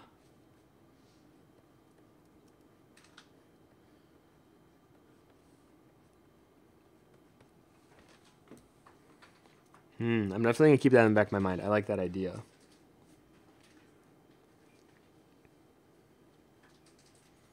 Started Raining says, you said you wanted a red, so make sure to include that in black. But a dark purple and a faded red look really nice together, I think. Yes. Oh, yeah. My favorite type of red, because red has been my favorite color for a long time, but it's not like... even the color shirt that I'm wearing, it's not really the red that I like. It's more of like... close. It's like, I don't know how well you guys can see this red. It's like a darker, think like less orange, a little more, not even purple, just more pure red. But yeah, one of my least favorite colors is like a very light red.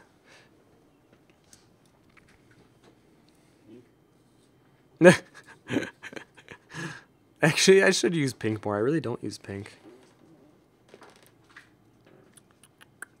All right, let me flip this cart, see what we got going here.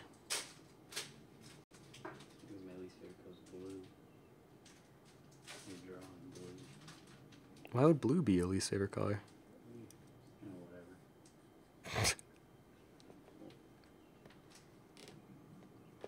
You know what, guys? I think I'm gonna make a duplicate of this layer, and let's just erase the back half.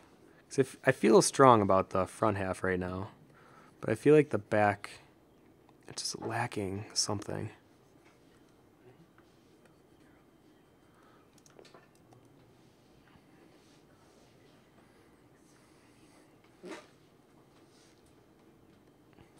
I wonder if we just make it lower, will that help out?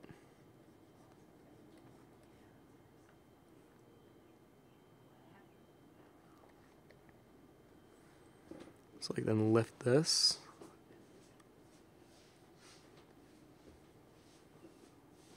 Go around.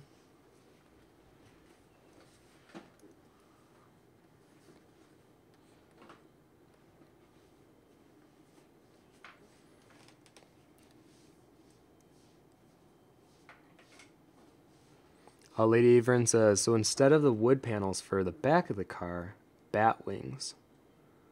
I'm trying to think though, like how would they extend out? It's almost like they would have to be folded like against the cart, which I guess we could do.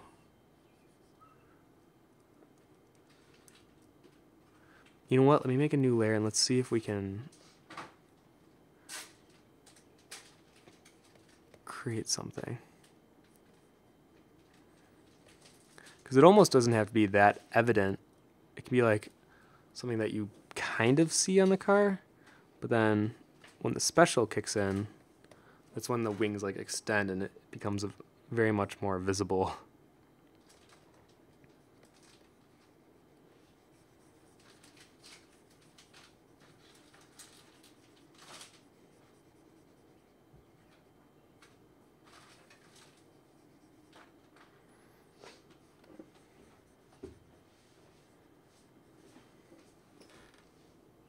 Maybe even lower.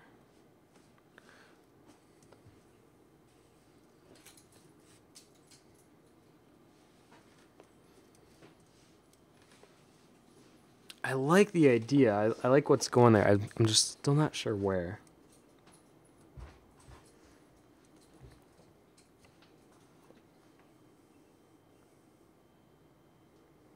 Luabella says, LOL, it's getting dark outside and I don't have the lights on, so the plant outside my window sort of looks like it's glowing.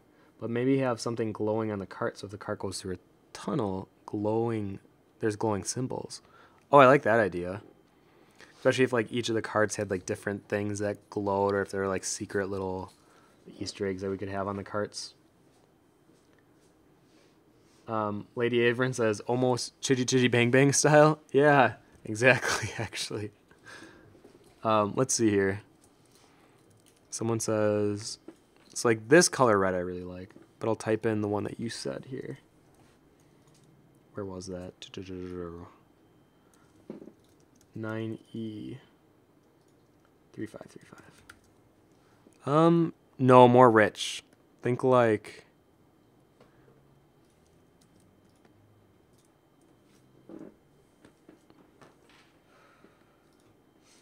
oops, let me make the brush bigger. Like that. It's a very deep red. I could even go darker than that actually. Almost like that.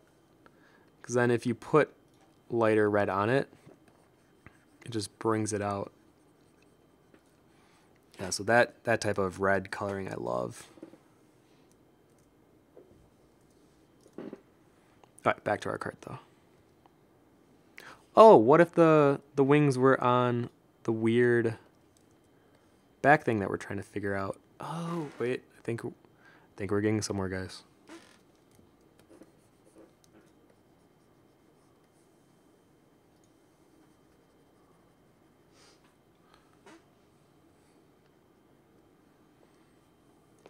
feel like it's right there. We can't place it, or I can't seem to place it right. Faithful says the wings could expand and fly over the enemy, or help glide over jumps or knock enemies over. Yeah, it's definitely what I'm thinking. I'm just trying to figure out the placement because I like the idea. I really do like the idea of having the wings. It makes sense.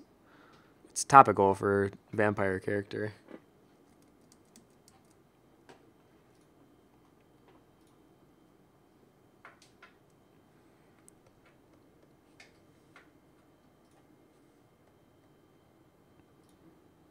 Yeah, I'll have to think about that. But since we have about like 15 minutes left, let me go ahead and... Because I do like the front of the car. So I think for this live stream sake, I'm going to go ahead and kind of finish edging this out. Well, I thank you, Sparklefish, with the 4 instead of an A for following. So I'm going to just quickly edge out the front of the car. And I'll do a quick color pass on this. Because I know I got a few questions asking how did I do the candy cart after the stream ended. Because there was a bit of trial and error with that as well. So I'm going to show you guys really quick. Okay, so I'm going to actually pick from the color palette. I don't know if I like working with, this is almost like too pure black. But I do like something similar to it.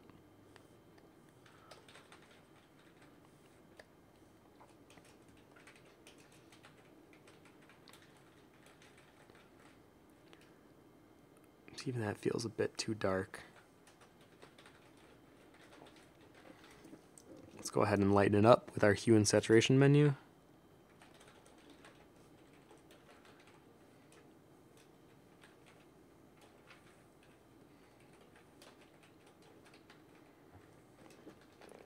Actually, it's turning more into this purple color that we have.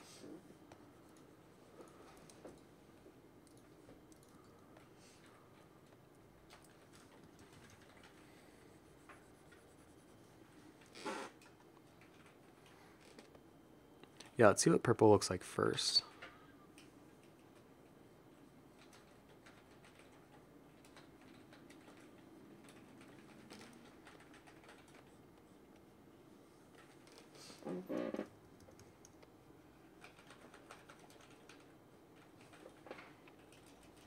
I'm not going to touch too much of the back end right now because, like I said, it's still not figured out. The ring on the front of this part of the car, it's going to be metal, so it's going to be more reflecting.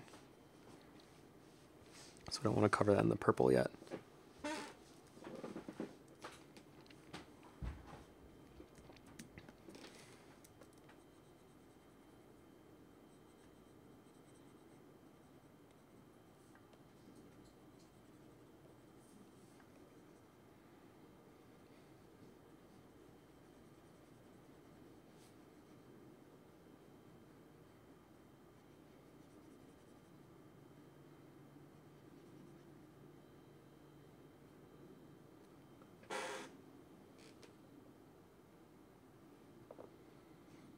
I think even with like the grill in the front,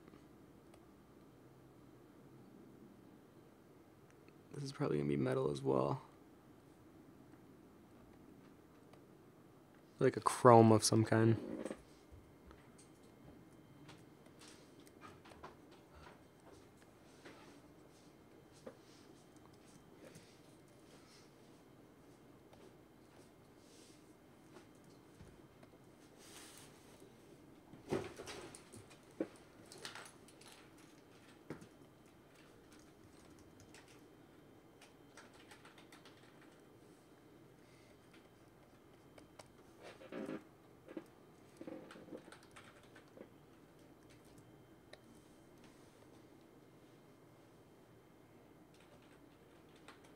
And then the tires are going to be black with probably a white rim on the inside.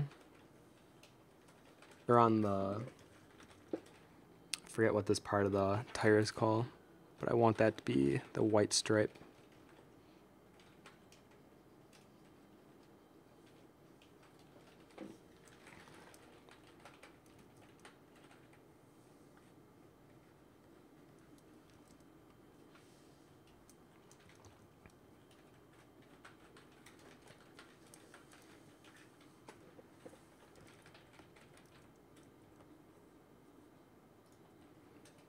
And once again, I'm muting the colors just a bit because for a concept piece, I got to keep it more easy to read. And then when we get into the rendering, then I can start darkening things up, adding value and shadow, etc.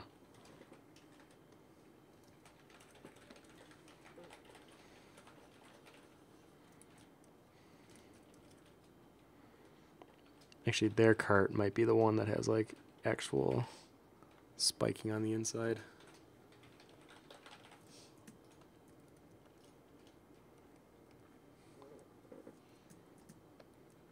We'll have to see though. That could still change.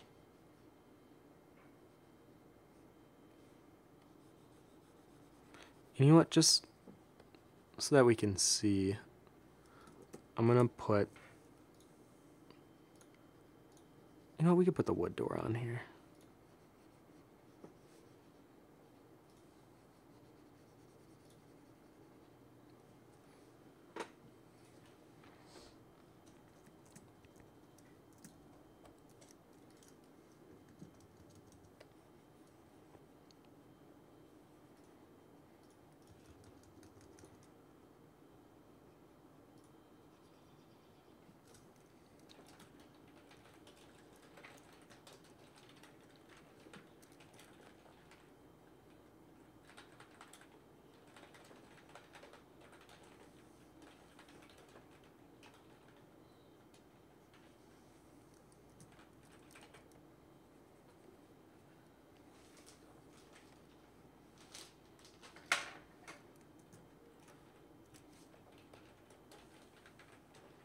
Nope. Sorry, I got so focused. I'm not looking at the questions here.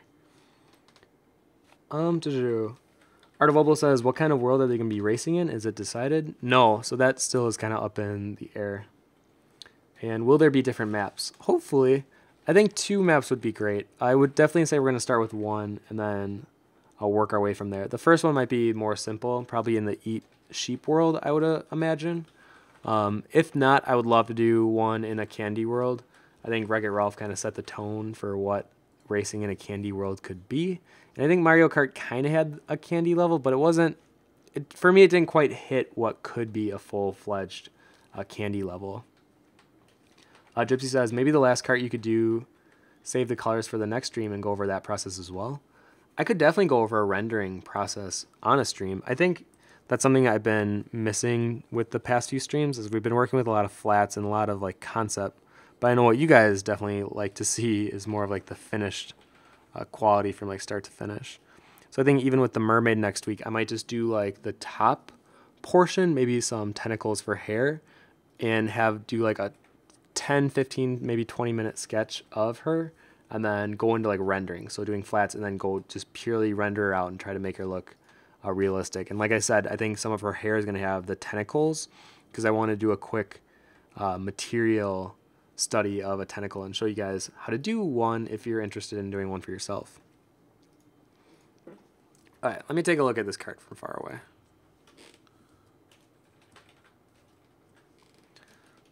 It definitely has things I like about it. Oh, that's what, you know what?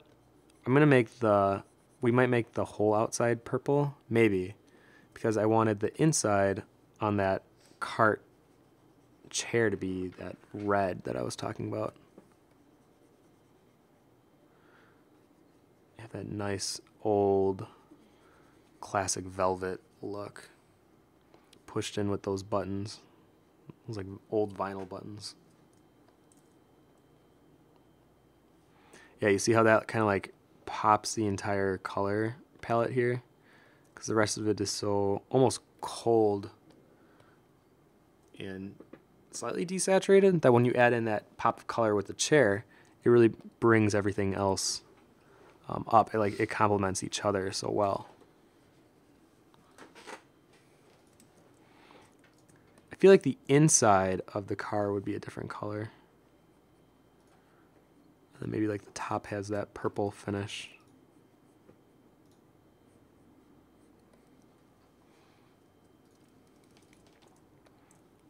And even with the back, whatever we decide on with that.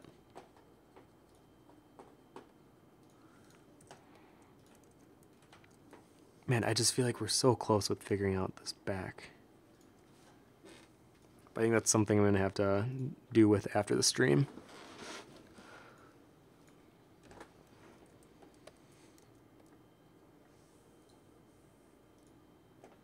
I'll definitely draw a more cute bat to be the front bumper thing here.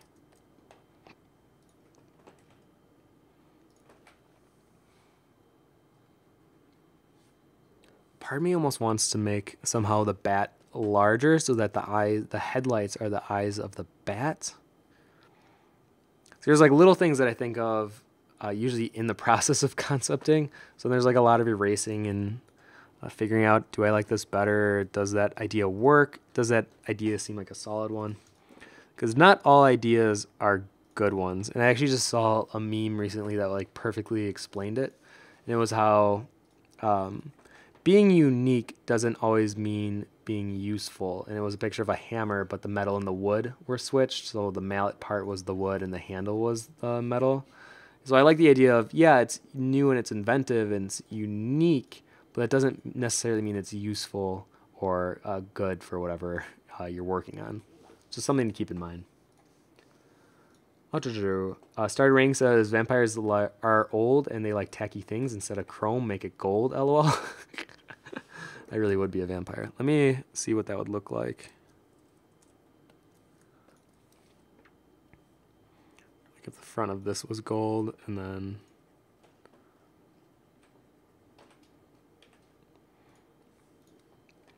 I even always say to my roommates that gold can look very tacky and crass very quickly. But if you use it as an accent, usually you can keep it under control. It's when it's like everything is gold or it's not used as like the complement color. I think that's when it gets to be a bit gaudy.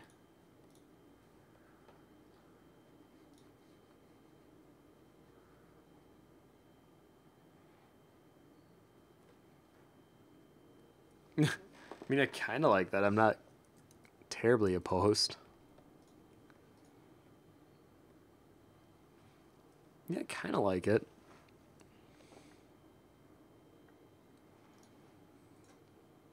Yeah, maybe. It's one of those where I have to like look at it, like take a step back and come back to it later. But before I end off this stream, let me really quickly, I am going to put the vampires in the cart. I like to do this to give a better reference to what it's going to look like in the end. I don't think I did that enough with the candy cart. And when I put them in the cart, if you guys were there, you saw how clashing it was, and it looked actually rather bad. So I had to like edit the color palette quickly.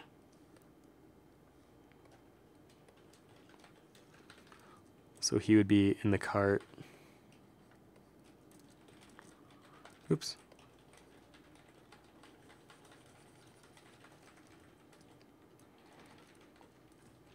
Like I said, I think it would be funny if he was wearing like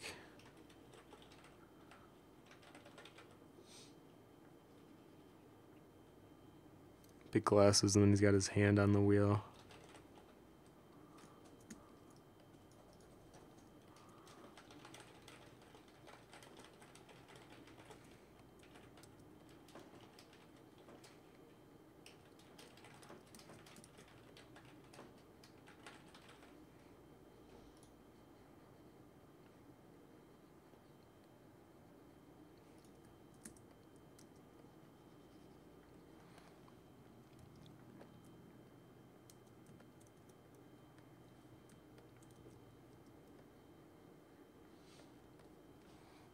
So that would be him and then the little sister.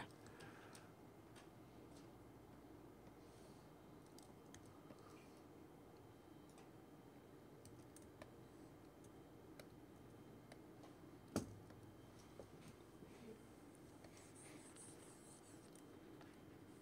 going to flip her around.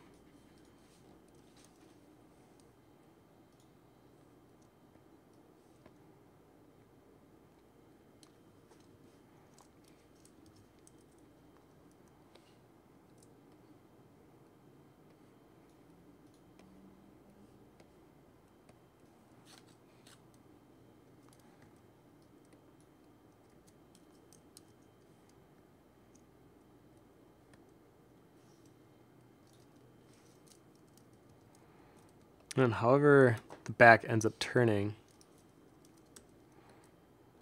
You know what? I think I made her too big. Something like that. So you can get a better idea of the color palette we have. Oops. And what it may look like in the end.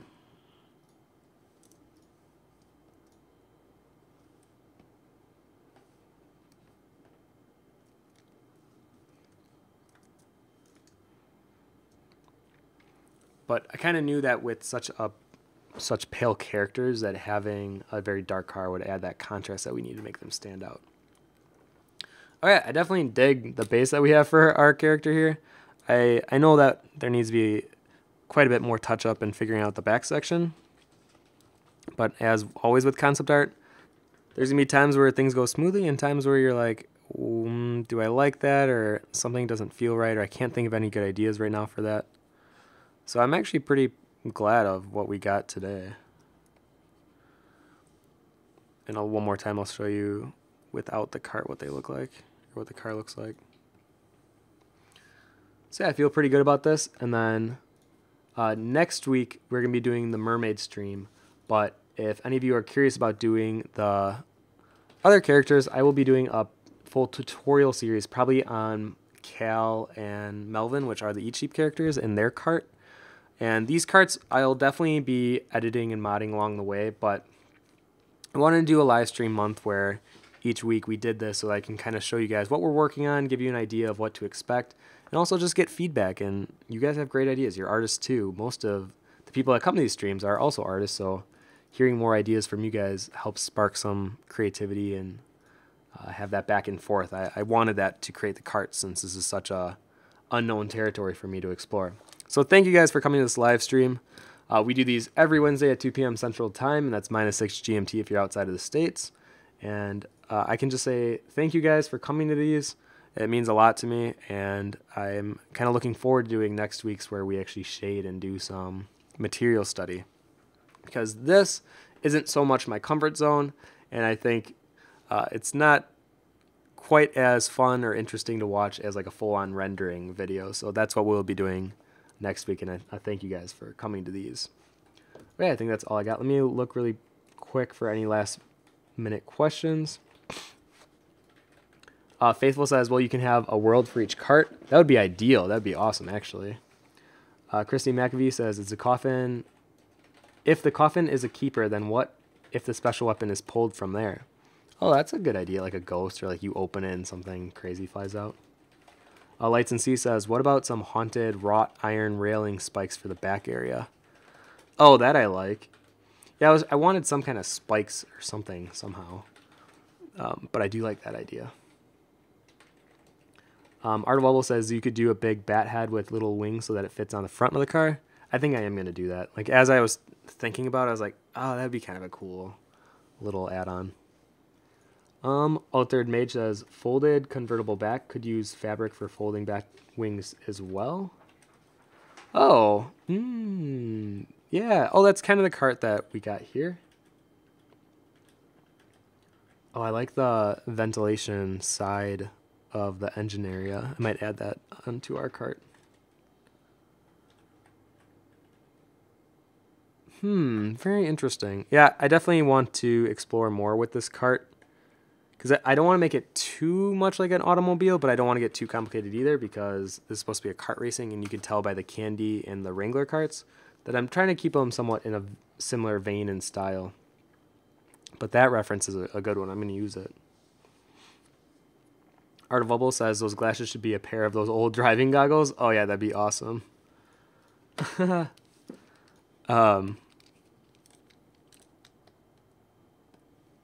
So like instead of sunglasses, because he's too cool for it all.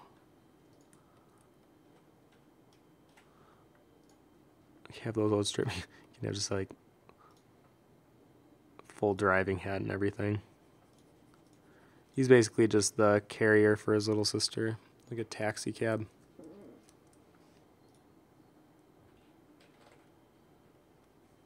That'd be kind of funny. Started Rating says, before you go, what characters will you do next? I will probably do the Melvin and Cal ones, but I won't do those until I start recording the tutorial most likely. So a lot of it's going to be refining, touching up these characters that we have and their carts, making sure they're sound, and then taking them to a more polished level. Because like I said, this is very much concept art realm, and I consider myself more of an illustrator, so this is a little more difficult, I would say, for me. But once I get into rendering it out, that's when I really have fun. So maybe I'll do a few tutorials on rendering out maybe a couple of the characters and then 1 or 2 of the carts from start to finish. So if you're interested in watching that, it'll probably be out sometime this summer. That's what my best guess would be. And yeah. Okay, that's all I got for you guys. Thank you again so much for coming. And hopefully we'll see you next week with the mermaid. And I don't think there's any announcement that I need to let you guys know at CG Cookie. Just know that we're working very hard on 6.0, the new website that will be launching next month. And it'll completely change what cgcookie.com looks like. And especially with the concept side, it's getting a rehaul, let's just say. And it looks a lot better. And we're going to have a really nice contest in most likely July to kind of kick things back off with CG Cookie, and I'm excited for that. So a lot of it's like planning, and even, I don't know if I should be telling you guys this, but I will. Let's just say I have, right now there's 8 artists I have doing tutorials for us, and the idea is every month from June on, there will always be a third-party artist tutorial to look forward to that month.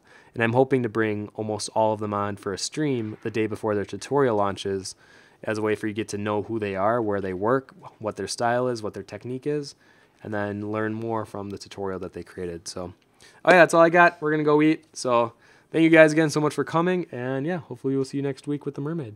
Okay, take care, everyone. Bye. Bye. Oh, and one more golden fridge for the Art PG. I thought that was very clever. So you get the golden fridge. Okay, bye. Bye-bye.